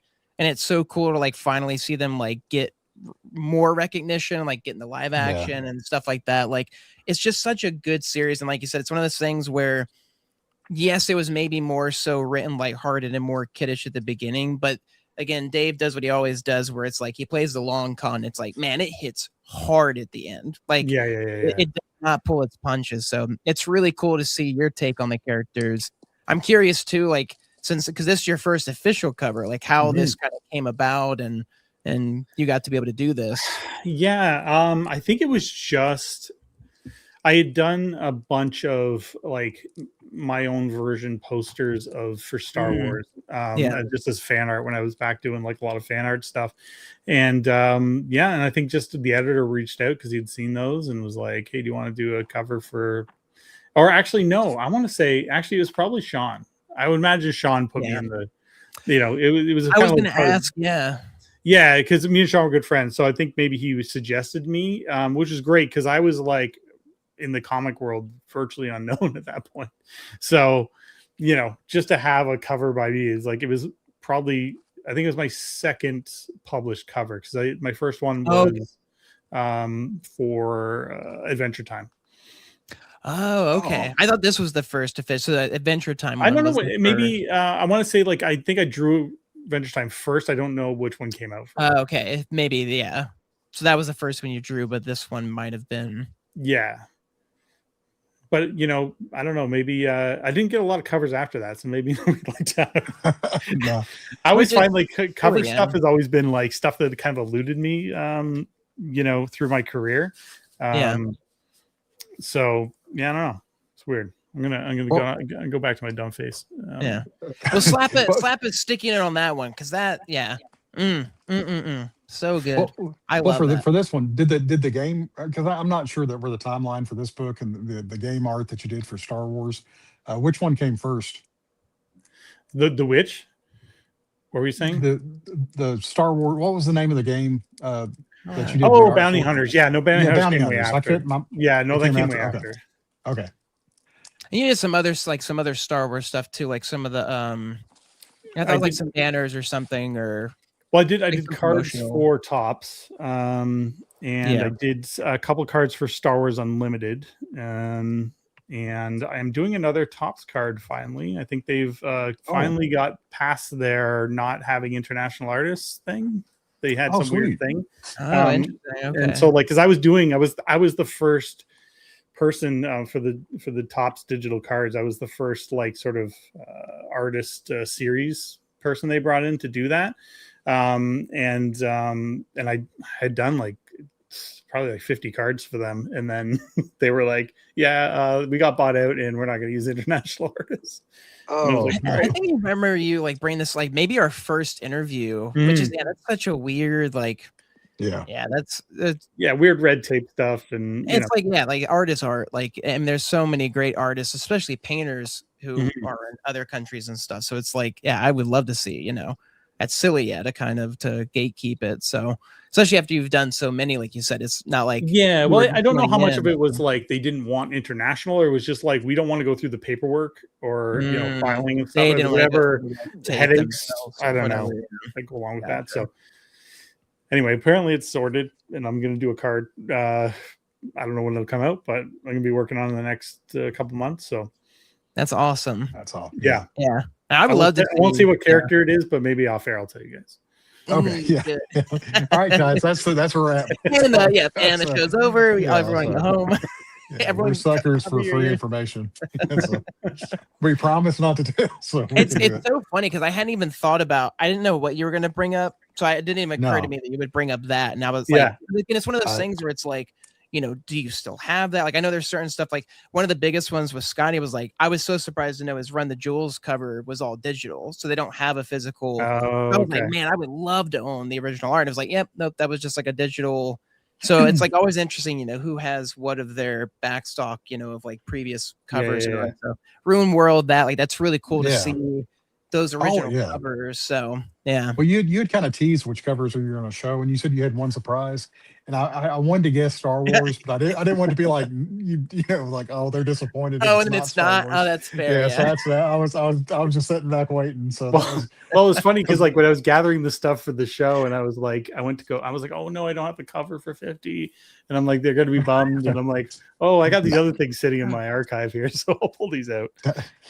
I was going to say, there we go. Adventure Time, came out December 2017, and Star Wars Adventures March 2018. So Adventure Time was your first published cover. So Upper Deck Marvel, Scotty's Upper Deck Marvel cards, very rare. So I'm really looking forward to the card work, artwork. So well, that was super cool. That's more than makes up for the not having the cover. Like those are, I mean, it's even the Room World ones too are like so cool to see. I think I've got like one missing still because I bought like the trade, and then I was like, I want to have the individuals of these too. So I got like one more that I need to get. But if you're missing, I have a couple of like I think issue 4 and 5 laying around. Okay. So I might have a couple just buried somewhere. Yeah. So if you're looking for something, I need if those are the ones, and like I would 100%. I need to check which ones I've got missing. Yeah. Oh yeah. So Seth, I bought the wrong one. This is kind of a menacing title. Why is it menacing? Like my cute little the plug. I don't know. It's got this like weird, like is it kind of double meaning? I did the intense lines on this one. So I guess it's like. I mean, it looks great. It's very nicely. But it's menacing, and it made me a little scared. I have never thought as long as it's not as bad as our Morpheus pill screen. Which one do you guess to stay on or be jerks and get off? So good plug. It's okay. We'll get off the screens. We're making Derek nervous. We don't want to do that. So this Saturday, it's hard to believe this Saturday is Free Comic Book Day already. Right. It is wild, especially with like I Hate Fairyland. Like they're right next to each other. So everything. It seems like April went by faster than any other month that I've ever experienced in my life. So it's just incredible. But May 2nd, you're going to be here with a couple of other great creators. Yeah, Chip Sardesky is going to be there, and Jim Zub. And another artist whose name eludes me, but he did Dead Romans. I meant to add them too. Incredible I totally forgot. So if you ever check out the Dead Romans comic, it is insanely good. Romans. But I get to rub elbows with those guys, and I already know Jim quite well, but I don't know the other two. So that'll be nice just to kind of like hopefully they'll talk to me. Oh, of course I will. Like the kid at school, like you're going to eat lunch, and you're like, I hope somebody sits with me at my lunch table. Well, I said to Val today, I'm like, yeah, I get to go to this, free comic book day thing, and I'm like kind of like the bottom of the totem pole here for like the popularity. Oh, of these nonsense. people. So I'm like, I hope people else be like, hey, I'm over here too in the corner, like, come get my autograph. I mean, we like those other creators, but you'd be the first table that we went to, right? Yeah, Tyler? I was gonna say, now you're just making me want to get a overnight flight, like to just like go, like, you know what? Let's just go to Derek's store this week. You know what's funny? I wish I probably have that. I hate that Adventure Time cover somewhere too, but maybe I'll dig it up. I was gonna say, it's there. Yeah, I wonder if I have it. I'll have to see if I can dig it out. Well, Nick Marinkovich, did I say that right? Yes. Okay. I think so. Let's buzz right. Let's keep on going. And Seth said malarkey, so I agree with Seth. Malarkey. Thanks. So. Yeah. Okay. Wow. Okay. But yeah, May that'll be 2nd, fun. 11 a.m. to 2 p.m. So yeah, copies of your creator-owned books. I Hate Fairyland. So yeah, that'll be super fun. I'll have some copies of issue 50 with me. I'm not bringing the variant covers because I only got a couple of each, so I'm saving those. Fair, yeah. But my covers I will have there. Well, your covers are just as good, so that's right. And I think I have I'll have some copies of 49 and there we go. Yeah, a few other stragglers that I Dustin and I can come up and sign those too. There you go. Yeah, that's right. Yeah, you guys can do that. So yeah, someone asked me how many 49s did you order, and I was like, I can't even remember. I ordered so many 49s. I've got them. 49 of them. Yeah, if Tyler or me ever becomes infamous, that book will go through the roof. So I'm playing the long game on that one too. Oh goodness. So man, just 2 weeks after that, you'll be at Montreal's Comic Art Festival. Yeah, one of my favorite festivals to go to. It's outdoors, free event. And yeah, it's this, they take up the whole, like there's like 4 blocks. Oh, wow. Yeah, it's huge. That's really cool. It's all like mostly indie stuff. Yeah, just fantastic. Like books. If you're just a lover of comics and all the graphic novels and stuff, it's great. So yeah, three days there. And are you going to have the same stuff? Are you going to have the same setup there, Derek, as you will at like a regular? Yeah, comic? except I'll have French editions with me. I'm bringing those since it's very cool. Half the people speak French, but I do find it funny though. Like even like French speaking people will come up and they'll want the original language version instead of the French. So it's not always the French one that wins out, but I sold out of like almost everything at the show last year, so I'm hoping it's a good show again. Yeah, that's super cool. I was gonna say on the opposite, I'm like, I want the French because they're harder, so I'm like they're cool because I'm like it's different. I know that's like that too. The book quality is so good. Oh my gosh, the way French do hardcovers is how I wish everybody did hardcovers. Like they're literally art pieces, like with the foil print, like that's everything about them. I'm like, man, this is how I wish my hardcovers were. So for sure. Yeah. No, super good. And then Toronto Comic Arts Festival, June 6th through the 7th. Yeah, that's another favorite show. Like basically MCAF and TCAF for indie comic creators. Those are the 2 shows to go to in Canada. I'm sure VanCAF is good too, but I don't think it's as big. I almost went there this year, but logistically it wasn't going to work out. So maybe next year we talked about it. So like I'll be doing Toronto Comics Arts Festival. It's another free event, like downtown Toronto. Huge event, great, like amazing stuff. It's just, I don't know. I'm like a kidney candy store, like just going there as like a fan. I was gonna say they sound, and it's like something like to call out too. I love that they actually refer to them as festivals.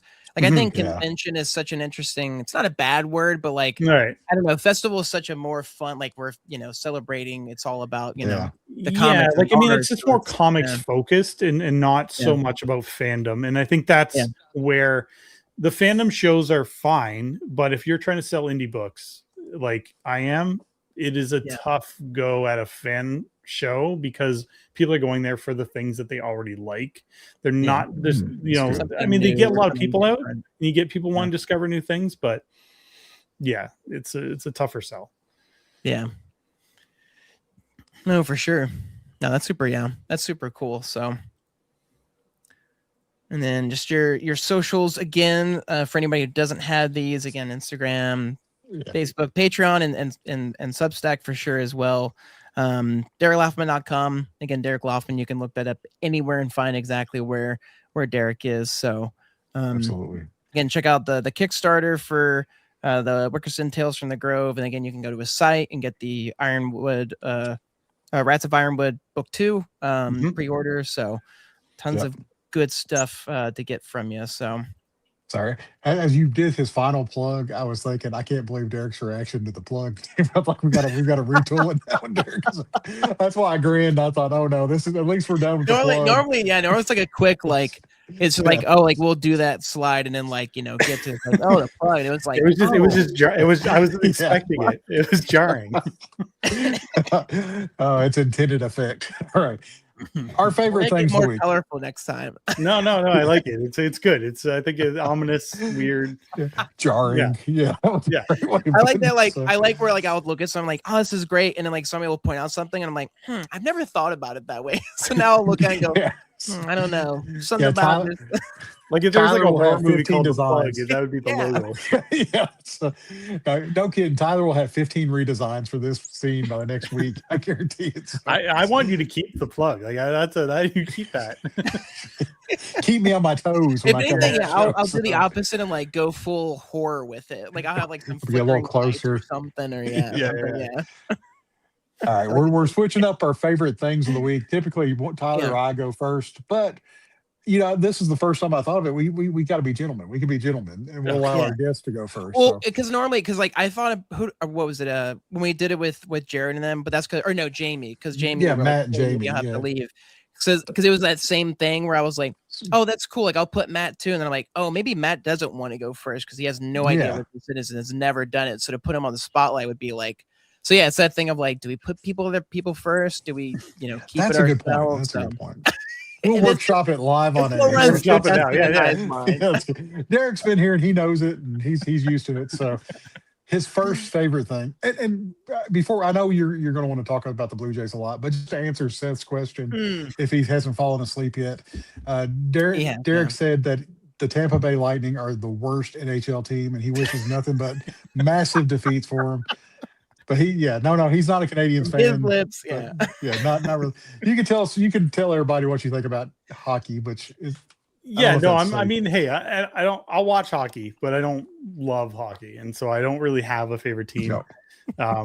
I'd like to see the Leafs like win something at some point in their existence, but I don't know. It's kind of funny a little bit that they never have won. And they just have this like long drought in sports for and considering how much money they spend and how all the games are sold out, but people keep coming back. And it's just like, man, I don't know. It's like that underdog. Like they're all like, it's like rooting for that one person. Like, man, nobody else. They haven't won. Like they gotta get it at some point. They want to be there. Well, it's probably like next to the Yankees, probably like the most pressure sort of cooker like team to be on because it's the entire city, a province for that matter, like is like the pressure you feel. Like, and people are not like happy with the Leafs most years, it's just so yeah. But Blue Jays how are the Jays won doing this year? How are they doing this year? I haven't followed. Okay, so not great. Speaking of not doing well. Speaking of not doing well, they're playing like the Leafs. Oh wow. Yeah, no. So they had the fantastic sort of run last year. Got to the World Series. Like came down to inches. They could have won the World Series. Like it was crazy. That sort of like, I've been a baseball fan, but not like really super into watching it, for most of my life. Like, collect baseball cards when I was a kid, all that stuff, played baseball, with my friends and stuff. So I always enjoyed baseball. I think I enjoyed playing it more than I enjoyed watching it. My mom was like a huge baseball fan, like just was like, would encompass my dad's love of baseball. Like she was really into it. That's funny. And so, I'd watch games when they would come over and put them on for them and stuff. And, but it was like the game pace was always just a little long. And then they like changed, they put in the pitching clock and everything. I'm like, the new changes they made the game so much more watchable. Yeah, and so like getting into it last year, a bunch of my friends are into it. And I'm like, you know what? Like, it's like, I think we need to get on board this year. So this year, like after my mom passed, I'm like, I'm sort of like carrying the torch a little bit with the Jays here. I'm like, I'm really getting into it. I'm like, I'm watching the games like fully. Like I've seen 80% of the games like from start to finish. I've just like really enjoyed it. So it's like, I know all the players now, and like, it's like, I'm more invested now in the team, and I'm becoming like a true Blue Jays fan. So it's I'd say they're at the top of the list right now for like things that kind of bring me joy. Yeah. But not to field. I mean, they are 14-16, which is not. They beat the Red Sox today, so that was great. That's good. They clobbered them. I'm a Guardians fan, and they're sitting on top of the Central, but they're 16-16. Like there's only 2 or 3 teams that are actually above 500 in the AL. So it's not like 14-16 is terrible. My friends that are baseball fans are like, don't panic. Like, this is what the Jays do. Yeah, it's early. They'll turn around. There's still lots of games we played. I'm like, yeah. And I think the thing was, like, I realized how much I liked the team because I would still watch them lose. And I wouldn't just turn it off. Like, even when they're getting clobbered, I'd still enjoy watching. I'm like, there's still hope. You still like, there's magic in the bats, and maybe they'll come out. This bottom of the ninth. Like, I mean, a couple of times they like almost came back like in a couple of games, and so it's been a real like sort of like, and also transitioning. Like I used to have this like big long break after like basketball would end, and then football began. So like this big drought of like not really having a lot to watch sports wise, but now baseball's on all the time. And so I don't have to take this. That's us watching GBC. Thanks, Fred. Oh, me. Now, did you ever? This made me think. You were talking about your mom being a fan of the Jays, but there was Sports Illustrated used to have like an editorial at the very end called "The Life of Riley." He would write just a little thing, and one of the blurbs that he read reminded me a lot of my grandmother, who passed in 2013. And she liked watching sports with me, so I kind of like watch the same teams I watch now.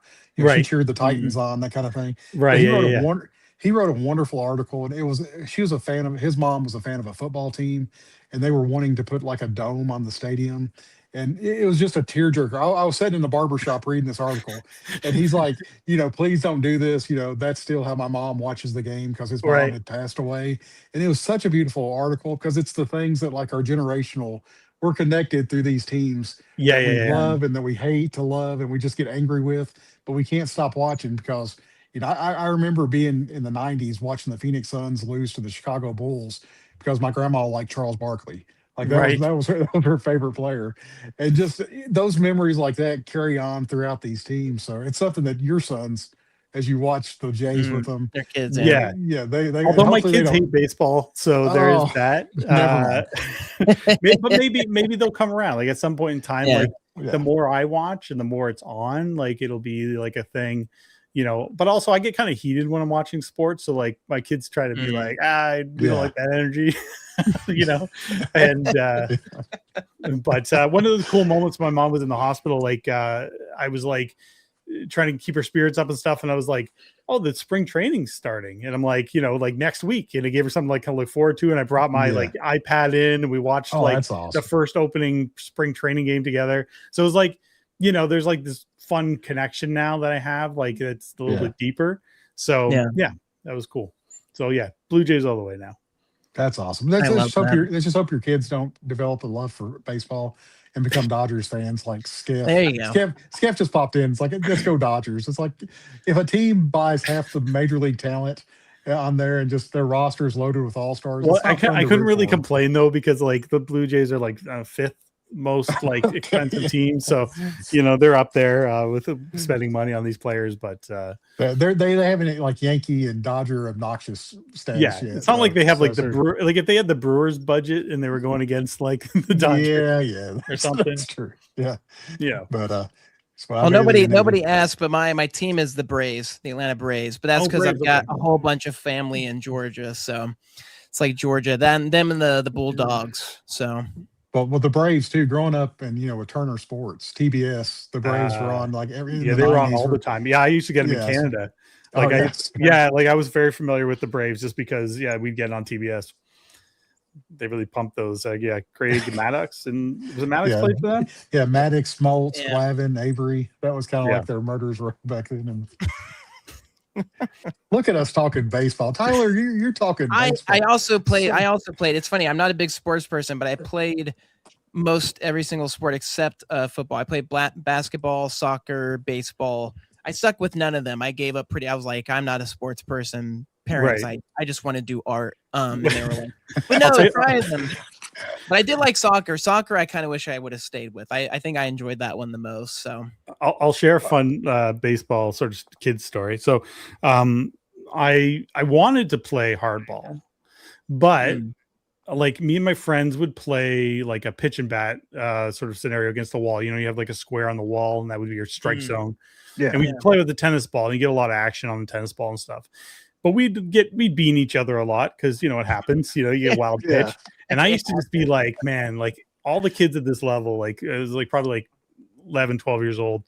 And I'm like, I don't want to get beamed like all the time because these kids aren't going to have any control. I'm like, I was terrified of like playing hardball. So I never played. I played softball. I played 1 year. We lost every game. And we were called the Dunny Machines, and we nicknamed ourselves the Dummy Machines because we just were horrible. And this is like when I was like in grade 6, and and we got absolutely demolished. I think, and I was a big kid, and I was like looking at these other teams. I'm like, these other kids are like much bigger than me, and I was like one of the taller kids in my grade. And I'm like, I think we get stuck in a division with older kids, like a couple years older than us. And so we were just getting absolutely demolished. I think we were playing against grade 8s, and we were like grade 6s. We were just, So anyway, that was fun. We'd lose games like 20-0. Like it was insane. Yeah. Like, Oh gosh, no mercy rules. no back mercy then. rules. Just just great. hardcore. Yeah. I think I cried in a game. Like it was just like Honestly, my favorite memory was when I got beamed in the eye. And I was like, I went to like, it was like a ball that was rolling, and like I did what my dad told me. Like you put your glove down, and it like hit and like bounced and just smacked me. And I was like, and I was so angry and upset. I was like, I did what you told me. And it's like, oh gosh, it's like, all right, you got hit in the eye. It's okay. Like, Tyler, you were supposed to catch it though. Yeah, like what are you doing? It's like you were just a ramp. You used a ramp for the ball. I just like you got to close it. You can't just do nothing. It's like, all right, well, I can't, whatever. So what can you do? Sports. Speaking of sports, hey, look at that Cooper flag. So how you're being a big Duke fan? How awesome was this race for Rookie of the Year? I mean, you couldn't lose. It was with amazing. Just to watch like these two players, like I knew they were going to be good. I knew, Cooper Flag, I was like, okay, he for sure will fit into the NBA. I wasn't sure how Con was going to fit in. Just because of his sort of athleticism. Like he's not the most athletic dude. He's kind of like a Dan Marley sort of physicality. If anybody watches back in the 90s, Phoenix Suns, there you go. But yeah, like he the way he was able to transition to the game and just sort of like his shooting is like out of this world. So yeah, it's just impressive, and the fact that they were both up there for like Rookie of the Year. It kind of made me think like, man, like as much as it's cool to see them in the NBA, I'm like, they would have stayed with Duke. They would have just, Yeah. How did they not win the title last year? Yeah, there wouldn't have been the same outcome as we had this year. That's for sure. And I wouldn't be drawing Scotty for Derek and Dustin. That's right. I still would be because I had no idea what I was doing. So, but yeah, no, I'm super pumped. Cooper Flag's like insane to watch. It's just he's always been like a fun highlight reel, I think it's cool, and I'm excited for Duke next year because they got a lot of good high school kids coming up. I think it's during the Olympic team for the U.S., but whenever Cooper Flag showed up while he was still in college and like ran scrimmage with those guys, and held his own, and I thought that's going to be an impressive player to watch going forward. For sure. He's fearless. Losing Luka. I mean, this was like a perfect fit. Now, whether they actually won the lottery, the Mavericks won the lottery, or they were gifted this for losing, Luca, whatever. He's gonna be a good fit there in Dallas. I mean, it's a team Yeah. that he can really build around. Well, the funny thing is too is like Nowitzki at the beginning of the year, I don't think he was sold on him, and it was like, 'cause Really? I've seen him in an interview. He was in like a little bit of a round table. They were talking about him. I could kind of tell he wasn't really into him. Like I don't know, maybe it was just like he felt like maybe he was going to be replaced as like there's like a little bit of a threat there. Yeah, And but yeah, like I don't know, he seemed to come around now, and he roots for him, and I think he knows he's legit. So that's awesome. I just hope we don't see Flag on the Lakers in 5 years. Let's keep him away from. It's like the way the NBA goes. I don't know, man. It's the NBA in general. It's hard to watch. It just is. I know the playoffs are on right now, and I'm not really like. Nah. I'm more of a college basketball fan, so that's my dad, and it makes sense. Like it's one of those things where I think it's again the difference between like the passion and you're trying to prove yourself, and then you reach and you're getting paid to do it, and there's just I don't know, yeah, it's an interesting like division between. Not to say like you can't enjoy it, and there's people that enjoy, but I think it's just more the style of play too, right? Yeah. Like it's just in NBA, it's a lot of like it's gone the way of a lot of threes, and probably why Colin Kanepa like really had a good year because it is like such a 3-point focused kind of like game style. But the college game is just a little more rounded, feels like.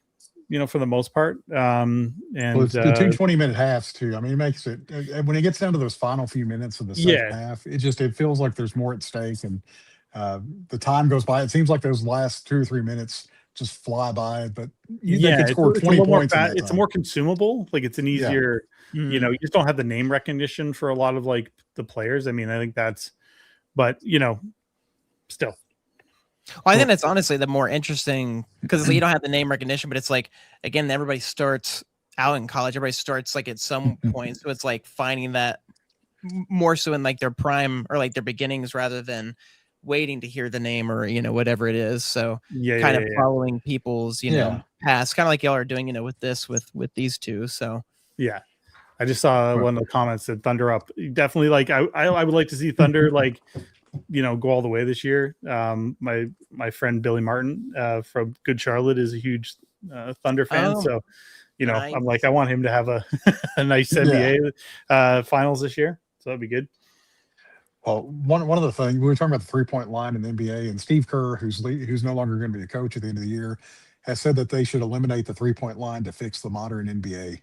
And I was thinking he's won championships based upon the 3-point shooting of Curry and Clay and all that. Yeah. So it's easy for him to say that as he's leaving the league to fix it. But well, at the end of the day, like I mean, it's like these players have had to learn how to shoot. Like it's just that's just part of the game now.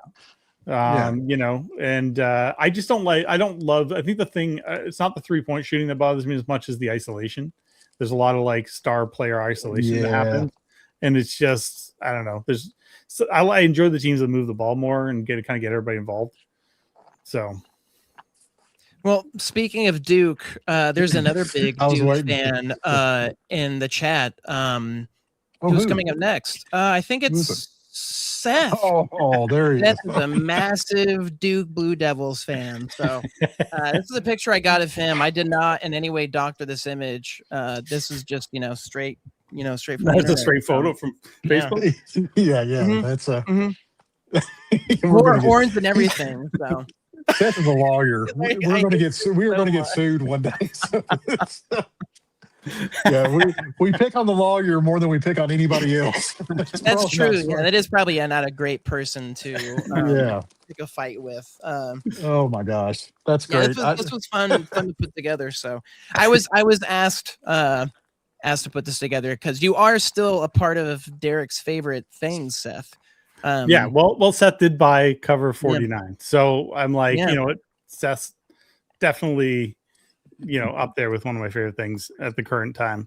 Yeah. Well, to get a cover that you weren't supposed to get at one point. So that's I did say no cess when that one No came sense. Yep, that was on there. he said it earlier too when I called out he was like no Tylers for the For the Star Wars piece. But yeah, going from no cess to shared across stupid fresh mess, Derek's and Scotty's Insta. So we love the inception that he does because he posts it, and then Derek, Scotty, stupid fresh mess share it, and then he shares the share of his share, and then retweets the share. He's got to make sure that people know how cool he is. We think he's cool though. We like Seth. We like Seth a lot. Seth's in my good books. I can't say anything bad about Seth. I think what you did to his picture, Tyler, was very mean and disrespectful.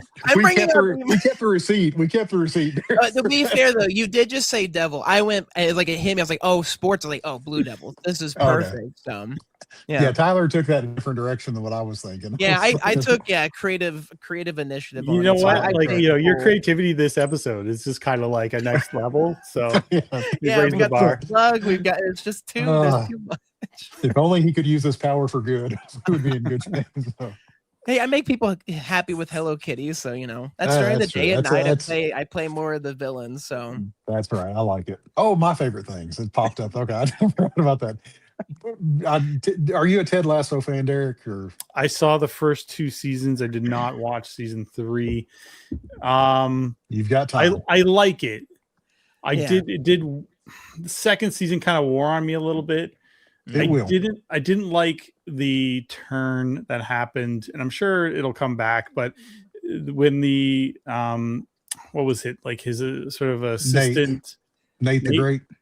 Yeah, when he sort of had his like villain turn, I was like, I'm like, I didn't love that because I was just like, I don't know. There's something about that. I was like, I get why they're doing it. They want to create this sort of villain drama and thing, but I don't know. It made me kind of didn't feel it felt kind of icky. I was just like, I'm like, it was kind of a feel good show, and then I'm like, oh, now you're just kind of like creating this, like making this character that I kind of enjoyed evil.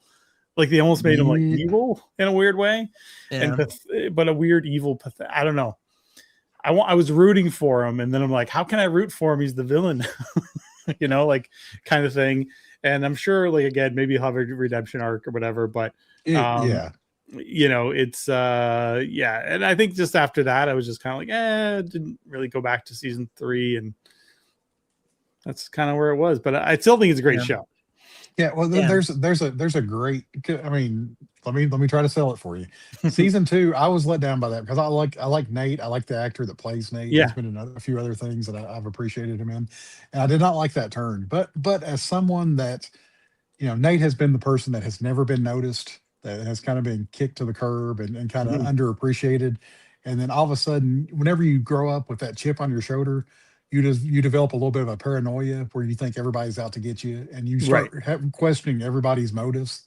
So for a film that or a TV show that kind of delves into the psychology of sports and of life and of what we think about ourselves and how we kind of build ourselves up and tear ourselves down, Nate went through that same process where the same people that he thought loved him, he created slights with those people to create that villain turn. But thankfully in season 3, I won't spoil it for you.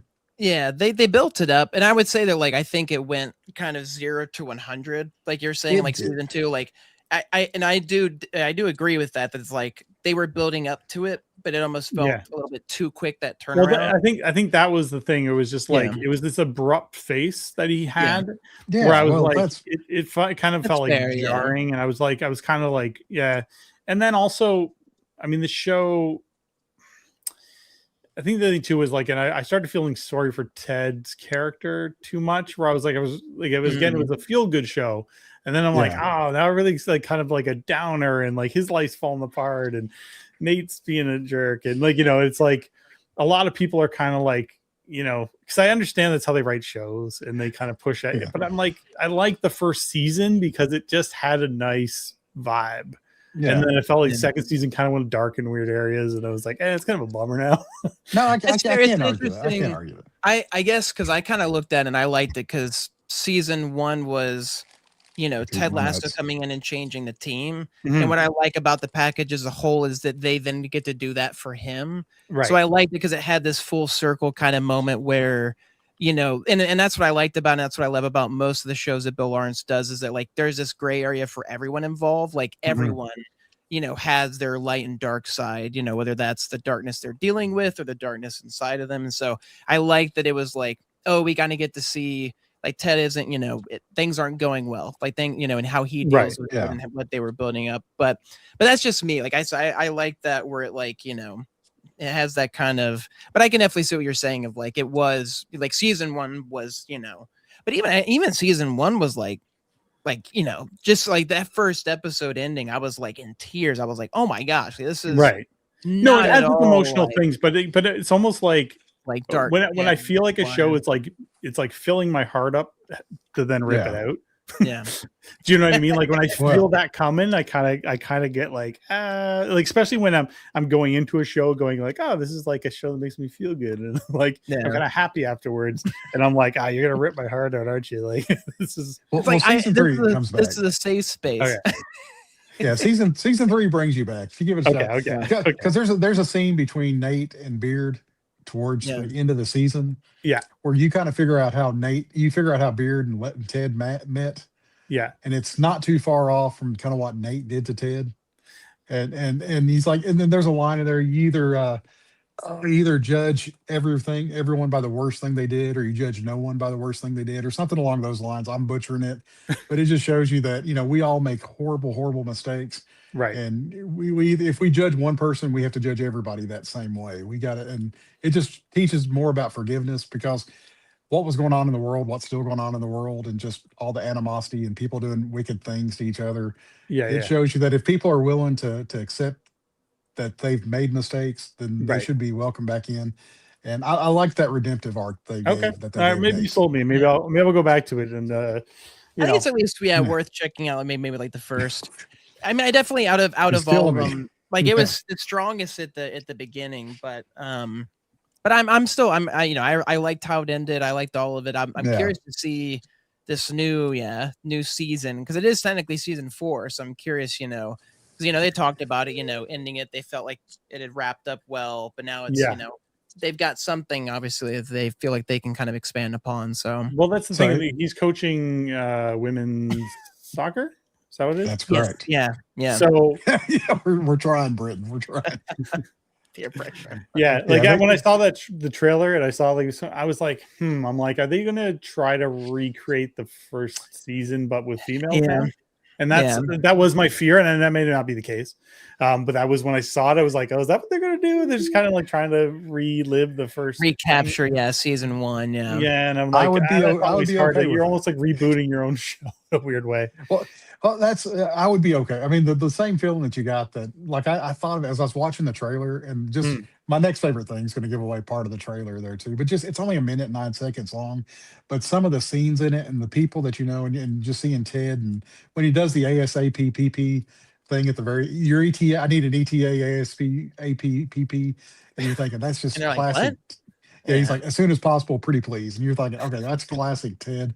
And that just got me geared up for it. I was like, all right, it's one of those weird things where like, because it's like the writing for shows, like I'll put up with maybe subpar writing, or writing that it's like, okay, this isn't as great if I really love the characters. Yes. Like if there's like characters like Ted Lasso where I'm like, I just love watching them, be this character.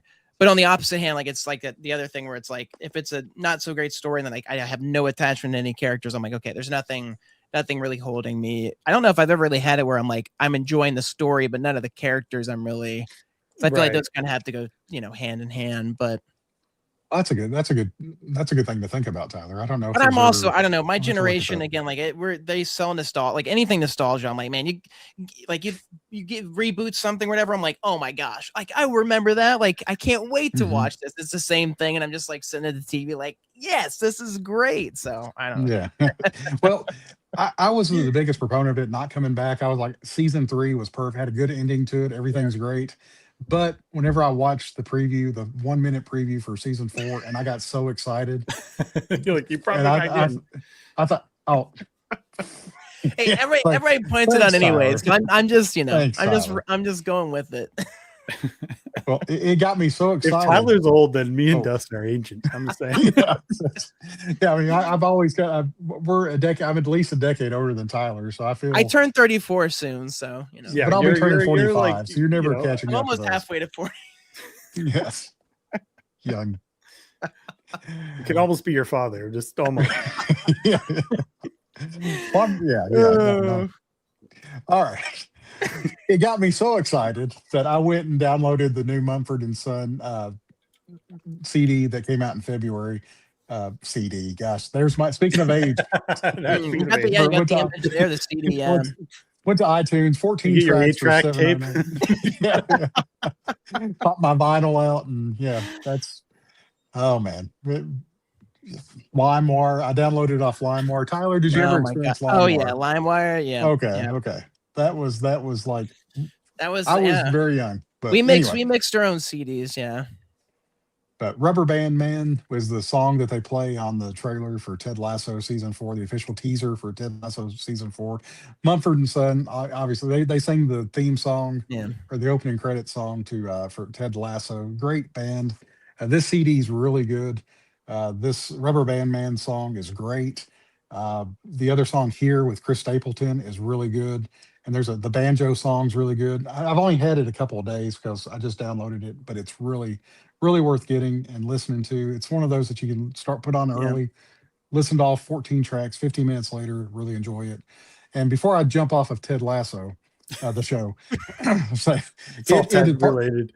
It's all connected. It's and going back to Scotty, part of Ted Lasso season 4 was filmed in Kansas City, close to Scotty's hometown. Oh, nice. It's called the Stupid Fresh Mess shop. So I was talking to Megan back and forth about that, and she had also mentioned that the World Cup is going to be in Kansas City this year, this summer. So she said that people are already getting, with Ted Lasso filming there, and then the World Cup coming. Kansas City has had a breakout of soccer fever. I'm not a soccer fan personally. As much as I love Ted Lasso, it just my generation. To speak of Tyler's generation, my high school had no soccer team. Kids in their their balls. Royal Kentucky High School had no soccer team. Soccer. Yeah. I mean, we probably ended up getting a cornhole tournament game before we had a soccer team. There we go. But there's soccer fields everywhere now, so it's obviously I'm in the wrong on that. Soccer's a great sport. Everybody loves soccer. Chris is coming in. Yeah, so no, I admit, just because I don't like soccer or hockey, it's not what I grew up with. It's not what I'm familiar with, but obviously I'm in the wrong about it, and everybody loves it. And watching Ted Lasso has made me appreciate soccer so much more than I did going. Yeah, I liked it because maybe you'll watch the World Cup this year. Yeah. No, absolutely no. Okay. but one cool thing. Oh, go on. Well, it's like what Big Bang did for non-nerds. They were like, "Oh, being a nerd is cool." So it's like Ted Lasso was like, "Oh, soccer can be fun," and I understand it now. So yeah. Well, one cool thing that really made me appreciate soccer a few years ago. I guess I can't remember what city was hosting the World Cup, but the place where I work, there's many countries represented in the factory where I work. Because the city that I work in is a refugee city, so we get people from all kinds of countries. So we at any given time we could have 10 plus languages in one room, talking. So there's so many different home countries for the World Cup that people celebrate. So our work really gets into the World Cup, and whenever I can't remember what city that was, but we like hosted a big barbecue and had like all these different types of foods from the different countries, and our ownership of the company bought all the different countries' World Cup jerseys and had raffles for all the employees there to win these jerseys. That's super cool. Yeah, I gave my tickets away because I didn't want to win a World Cup. There were people that appreciated it more than I did. Announced like, I hate soccer. I will not be a part of this. Yeah. No. There were people that really were wanting to win these nice jerseys or whatever they're called. So I didn't want to take it from someone. And plus, I don't think there were any 2X, 3X. I just knew you were gonna go size next. No. I didn't want to, because the people that did win were very excited over. There were some people switching from home countries, but I see the passion and how much. I mean, it's not just rooting for a soccer team. you're rooting for a country, almost like the Olympics. People Yeah. really get behind it and represent it. So Get it was super really into cool to see that passion. Well, what I find it fascinating, like watching like sort of like World Cup and stuff, is when you get a country that gets excited to just score a goal, like Yeah. you know, it's Oh, like yeah. that's their victory. Like just scoring a Yeah. goal or Getting like there a and tie getting is a, like Exactly. huge. award, yeah. Yeah. You know, like getting a tie, like it can be a massive win for them. Yeah. So, and we have Canada in this year, so There you go. Yeah. you know, Got some All right. stake in the game. yeah. I'll be watching. That's awesome. All right. Well, that's all Well- my favorite things. No more Ted Lasso stuff. Spike, just kidding, because my favorite thing Oh. is Bill Lawrence, who has a deep Love him. connection to Ted Lasso and a whole bunch of other shows that I love, because Shrinking is one of my favorite shows, but really it's more so Scrubs and Rooster. So Scrubs I've caught up Right. now. I was up behind a few episodes and I really am enjoying it a lot. I really like its connection to the past seasons, but also setting up the new stuff. Like they're doing such a good job, I feel like, of balancing that nostalgia factor with, you know, certain characters or certain things. Yes. I also liked like what had to have been a Ted Lasso call out for using the term jimmying. Like there's just no way that wasn't like, that's one of my favorite things from Shrinking. So I was like, oh my gosh, this has to be, again, Bill Lawrence is in both. And then I finally started Rooster, and it's been really fun. I'm not caught up yet. I've got like a few more Okay, episodes I'm don't watching with spoil my it. sister-in-law, so we'll watch it slower. First episode I was kind of on the fence, and then I watched like past. I was like, okay, yeah, no, I'm totally. It's weird because I would almost say it's like The Office if Good night, Jerry. Michael was smart, like in a mean way. Yes. Like if Yes. Michael you're was right. actually You're a right. competent person, it's what it Yeah. feels like, and I mean that like the best way possible, in the sense that it's Steve Carell, you know, doing his awkward, you know, character he does so well, Right. but on a college campus, like Yeah. it's just it's so interesting, and it, you know, has actors from oh my Yeah. goodness, Ted Lasso, you Ted know, and- Lasso, Scrubs. yeah, like repeating, you know, Scrub. Yeah, it's just all that fun, you know, crossover stuff. So, and I also had, of course, I was like, I'll just copy Piggyback. Dustin's. Yeah, because I was like, I am also super excited. I love Ted Lasso. Like some of my favorite things I have are like my two mugs. I've told Dustin where it's like, one's like, you know, be like a goldfish, and then the oh my goodness, wow, of course I'm blanking on it. Oh, be curious, not judgmental. Yes.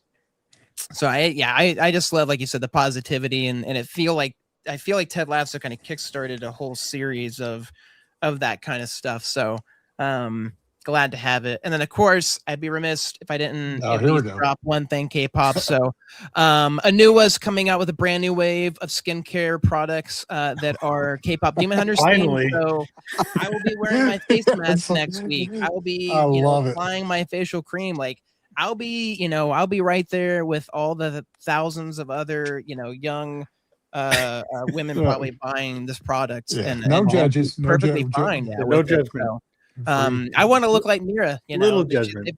They've got great skin. Seth will judge. Seth will judge you really hard. Oh, 100%. I'll be getting weird looks for sure. They're like, is there somebody with you? I'm like, oh no, I'm here for me.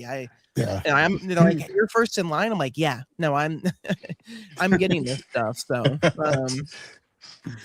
yeah, super fun. Yeah. So continuing, it just, you know, it's the I train love that it. won't I stop. love it. So, you know, I have to Yeah. have something in there. So Juggernaut that is K-pop Demon Hunters. I love know. it. It's Well, I will say, Derek, do you watch Rooster? Because I did have one. I Quick I have comment. not watched it. No. It is really worth. And like Tyler said, if you do start watching it, give it at least 2 episodes. Okay. Because I wasn't completely sold on it after the first episode. And the second episode, I thought, all right, I'm gonna give it one more week. But by episode 3, I was like, all right, it's Steve Carell. His Tyler's explanation of that, and he plays the straight guy in a lot of this too, which is different. But he's funny being the straight guy, just by Okay. being that awkwardness that he had from Michael Scott. But it's such a good uplifting. It makes me feel good watching that show. Okay. Except Yeah, maybe we'll give except that for one a one go. character. Except for one character. Don't Okay. judge it too hardly on Archie. Yeah.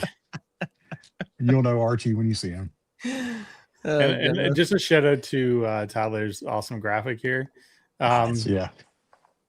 I like the weird, like, kind of religious temple thing you got going here.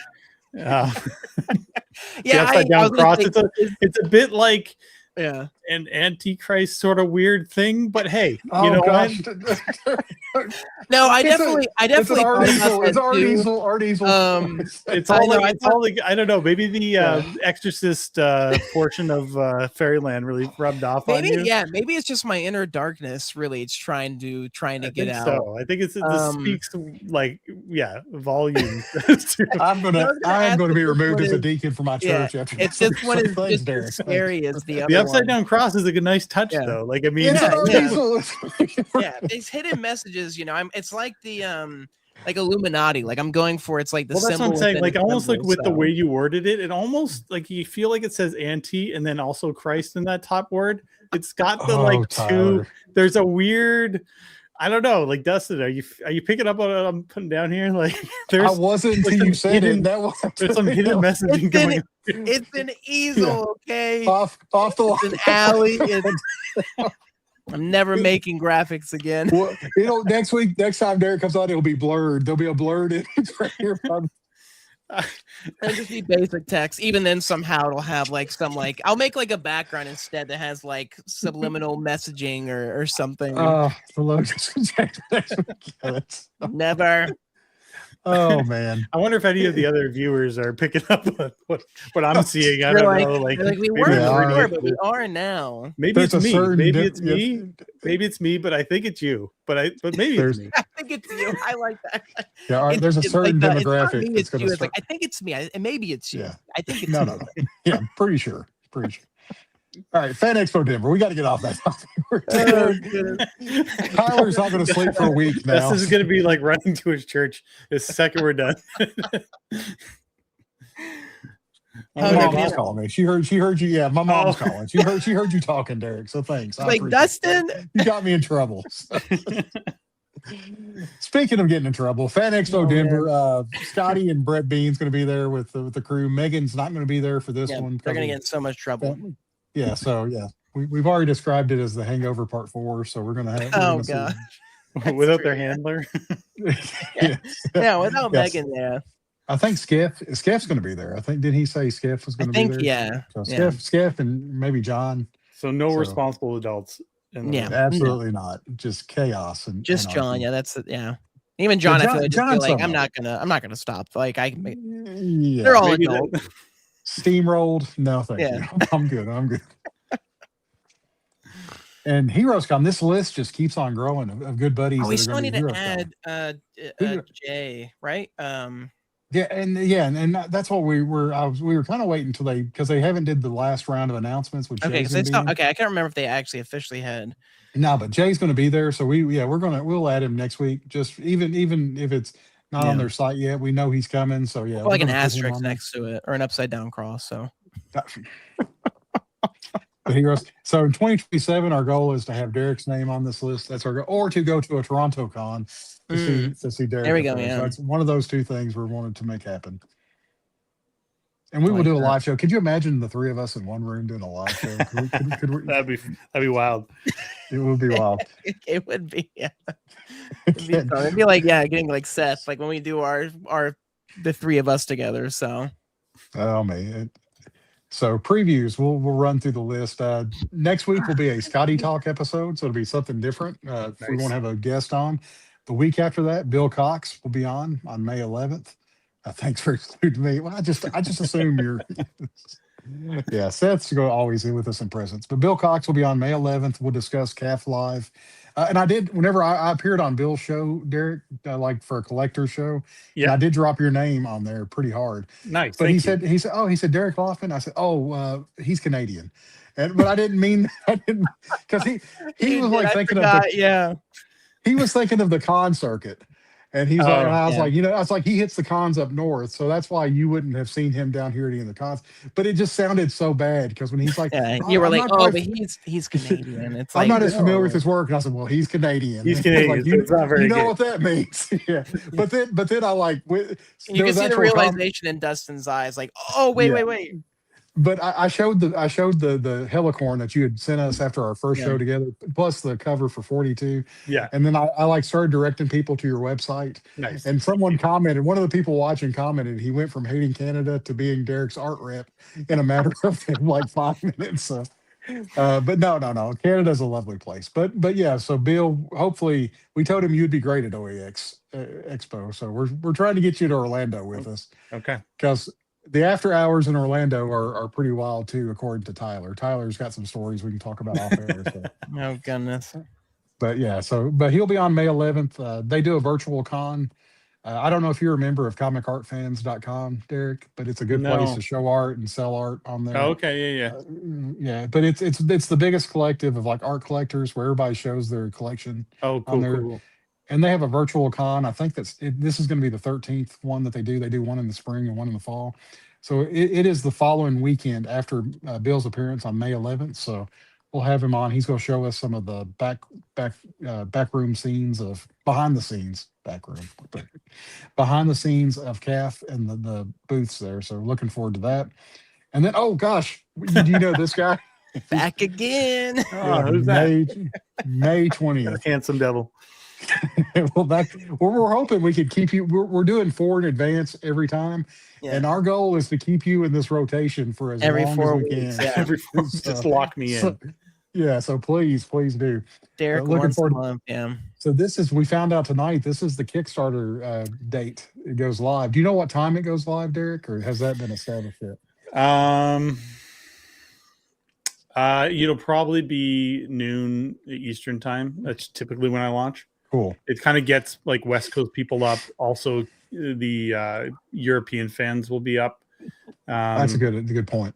Yeah, and Australia even I think is it like a 12-hour difference? So like midnight. It's a couple because I get some Australians coming in too. So that's Yeah. cool. That's I love that. I love that for you. I hate that for our opportunity to get a commission spot because it sounds like there's going to be competition coming from all over the world. Yeah, it does get it gets a little nuts, but It's you know, hairy. they usually you have about to be honest, like sometimes like the full day, like they won't all go like right away. I think that'll change this year. I think I have a It feeling, might. Derek. I have a good It feeling might, about but that. the like, and then occasionally you get people like dropping off, like so you get like a Yeah. spot will open up. So I'll get people being like, "Let me know if one drops," you know, Mm, That's fair. Yeah. because that happens once in a while. You just get one or two drop off, and interesting. And yeah, I guess that makes sense. Yeah, so many changes or they change their Right. mind. You know, Yeah. get cold feet. It's it gives them like expensive. 30 days. Yeah, it's like if you're not fully, I guess, sold. Which Yeah, is, it's like an expensive tier too. So it's like yeah. All right. So May 20th, we'll have all the details from that Kickstarter on Yes. that date, and we'll probably just bring the site up live, and you can kind of walk us Yeah. through the tiers that are open and the different rewards and things like that. And that's kind of a lazy thing. You're talking about doing shortcuts. That's our shortcut for not having to do more slides. Yeah, just bring Yes. up the website easy. Yeah. So after that, Jonathan Wayshak, who did one of the covers wow, for I Hate nice. Fairyland 50, will be on May 27th. And last but not Yep. least, Morgan Beam Oh, will be right on on. June 3rd. Yep. And so we'll have a busy couple of weeks leading right into Heroes. And I think after June 3rd, we won't have another guest till June 24th because we'll be doing a bunch of Heroes before show, after show, and live during the show. So unless, I say that, but we don't have a Derek slot for June. So It's true. It's true. so we'll talk about that off air. So Okay. we're no There we go. promises. We'll figure out. 17th is looking really good for Derek right now. So I think into June I don't really have much going on. So who knows? There we go. June 17th will be getting pretty close to the Kickstarter push too, the end of the Kickstarter. Oh, that's So- true. So maybe there can be like a 30 last minute days, yeah. something or other. So Mhm. we'll figure something. We'll make sure we'll have. Usually, we got to keep I the streak usually going. end it around 8 p.m. like the final. So maybe we can do something where I'll end it like 9 or something. Maybe during the show we could Ooh. like have it like drop. It'll end during that. You get like the last push. I like that. We may Yeah. have to do a different night. Whatever night that is, we may shift it. Just if we be me can find- sweating and crying. No. By then it will be well funded 10 times over, so we Mm. don't have to worry about it. So we're gonna push it. We're gonna push it hard. Thank you. Thank you. Yeah, no, Only that way out is- is in. So That's right. Heroes 2026 potential fan meetup with each other. When I say fan meetup, I mean us all meeting together. I have started a post in the Scotty Young Appreciation Group. People have signed up for it. There is a message on Facebook Messenger that I've started adding people to. We have Group, about yep. 13. I think we have between 13 and 15 people committed so far Oh, to nice. show up for this. So I got to get reservations pretty soon. Chris Bacon, who's from the area, has suggested a couple of places. Melissa suggested a place. I think it's a little far off site after looking at it. So I think we may have to go with one of Chris Bacon's spots. But as soon as we get the right number of people, we're going to do the reservation and have a lot of fun with each other. I was trying to think of. I couldn't dismount that one. That was a horrible. No points. No points. I lost the medal. Terminology, yeah. Yeah, but we last year we did it. We had a lot of fun just hanging out with each other. Yeah. We've went ad nauseum about how horrible the service was, but the company that we had was really good. It was great to put names and faces together and hang out with people that we only get to see virtually or through Facebook. So that's what this is all about. Well, you guys are celebrities now, so yeah, true. Yeah, there is that. Me and Tyler aren't going to be there. We're not going to be there with the fans here. Come on. No, you guys are in the pro section now. Yeah, we'll be watching from like the outside. Like, all right, cool. It looks like it's a good group. Yeah, we're setting this up for the Muggles. We're going to be getting the high res. So yeah. You guys will be too busy signing autographs. You know? Absolutely not. We'll be right there with everybody. Security guard with us. Yeah. Pushing people back. Maybe there'll be stickers before the fall. Who knows? Yeah, there'll be stickers we hand out. So if anybody wants them, if I remember to get. Yeah. Derek we'll have to mail you whenever because that's whenever he mails you the art from the NCAA bracket. Yeah. We got to load it up with the stickers. Okay, that'd be great. Yeah. I'll stick it on my. I'll make sure to make ones for the plug and for the artist alley too. There'll be a whole different demographic that wants those, so it'll be a different. Yeah, that'll be our after dark. Yeah. Yeah, those people won't be invited to the fan meetup. So, all right, there'll be a separate. And Derek, like we've always said, we invite you to Heroes. We invite you anytime on the show. We can't. Let me go on to the next slide here so I can kind of speak to this. We always invite anybody to come on the show anytime they want to hang out with us. We are so glad that after this run on I Hate Fairyland that you've continued to come on and hang out with us dorks, when we probably don't deserve it, but we do appreciate it. And we thank you for your time. And we hope to goodness that this will keep on going on. This is so much fun when we have you on. So yeah, it's always a good hang with you guys. Well, christen it Derek Day. That'll be the day you come on each month is Derek Day. So. Derek Day, D-Day. Yeah, yep. D-Day. Ooh, yeah. You can make a nice graphic for that, I'm sure. I'm going to get real weird with her. All right. What's amazing, we've had usually we start dropping people off at this point, but we've had 9 people are still here with us. I'm watching the numbers climb, funny enough. So yeah. That's this has been a pleasure. And everybody tune back in for Derek's next appearance whenever we'll be pushing the Kickstarter. He'll be going live. We'll be having all kinds of fun. We'll get tens of people to come out. So let me get the from your lips. He's pulled it up here. Yeah, sign up for the pre-launch. Yeah, we've got to make sure and get this loaded down with as many people as possible. Did the pre-launch numbers? Did the pre-launch numbers go up during the show? Did they dropped? They dropped. Yeah, you are below 500 now. So we are sorry. They were like, I don't want to support this. This is not what we wanted. Yeah, this is not what I signed up for. 683. So 683. We're going to get it to 1,000 before it goes live, though. That's our goal. Nice. Be careful saying dork. Should get hit with copyright. He's a good buddy too. Yeah, short list. He's a good buddy for you. So. Yeah. He's also litigious though, so be careful. What would be great is if Brett and Seth teamed up to sue Good Buddy Comics. There we go. Yeah. So let's hope that doesn't happen. All right.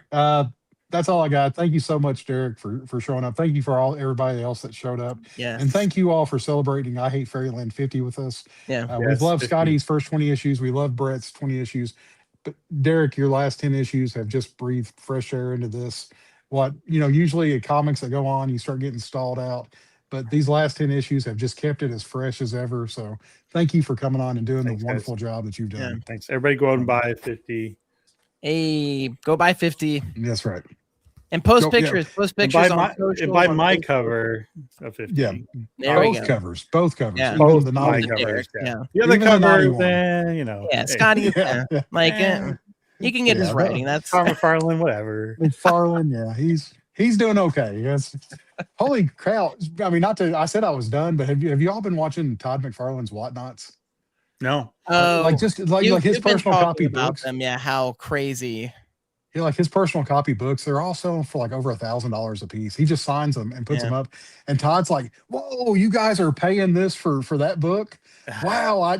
He's like surprised by how much they're going for. But so Todd's okay. We don't. Nobody needs to buy Hey, his he's book. doing fine. Yeah, Todd's doing he's all right for himself. Yeah, don't worry. I have about kids to feed, everyone. So it. That's right. That's right. Get those books. Absolutely. Support Derek any way you can. And go on his site too. DerekLaufman.com. There's still There you go. original art from the previous issues that is still up. So Yes. that his books again, the Rats of Ironwood book 2, get that. So support this man. Yep. And remember, if you get a book, you Yeah. might as well get a sketch with it. Yeah. And there's Yeah. like four different books, I think, that have this option. Maybe it's 3, I Bot- believe. Bot 9. Bot yeah, 9, that one, and Crimson Fall. Shore Tower. Yeah, those books I strategically had planned to have blank pages so I can sketch them, but the smaller nice. like ash cans I don't. So Yeah. Okay. That's fair. Yeah. But they're well worth it. They're well worth it. They It's a are. bargain. It's the best bargain out It there. really for art is. Yeah. anywhere Super I've seen worth so. it. So yeah, I think it's like a $15 bump or something to get a sketch. yeah. Something Insane, crazy. And insane. I spend Yeah. like a good amount of time on those. So Yeah. They're not like remarks. It's like a full on like yeah, you get a full Yeah. sketch. takes up Yeah. the page. So Go back and watch Derek's first appearance with us. You can watch one drawn live. And True, that's- yeah. It's really good. that was really really good. fun. Yeah. I forget that. It's been so long and just like And all these so episodes, many, yeah. you know. So many more appearances than Seth. So it's just hard. It's way- They all way blend more. together. They just blend together. Yeah. All right. Thank you very much. Do you have anything else you want to say, Derek, before we turn over? I just want to say thanks, guys, for having me. Thanks for supporting up to 50 now, and thanks for all the attention you guys help bring to the book and to me and everything. I appreciate it. So Yeah. Absolutely. No, seriously, it's seriously our pleasure. Because I mean, again, I've been big fan of your work. Everybody's coming on is like a fan of your work. So it's truly awesome to get to do these episodes and look through the art and just discuss it with you and to get your insight into the series itself that you get to work on. You're having just as much fun with it as people are reading it. So right. No, truly our pleasure. So thank you everybody for watching. Again, we've got those shows coming up that we mentioned. Derek will be back. We will be talking about back. the Kickstarter. will. So he will return and Supposed to be blab again. So Oh, that's great. until then, though, we'll catch you guys next week. We'll have the promo out for that. It will be a non-guest show, so a Scotty talk. We're still picking the topic. So, but Working on it. until then, 10-4 good buddies, and we'll catch y'all next time.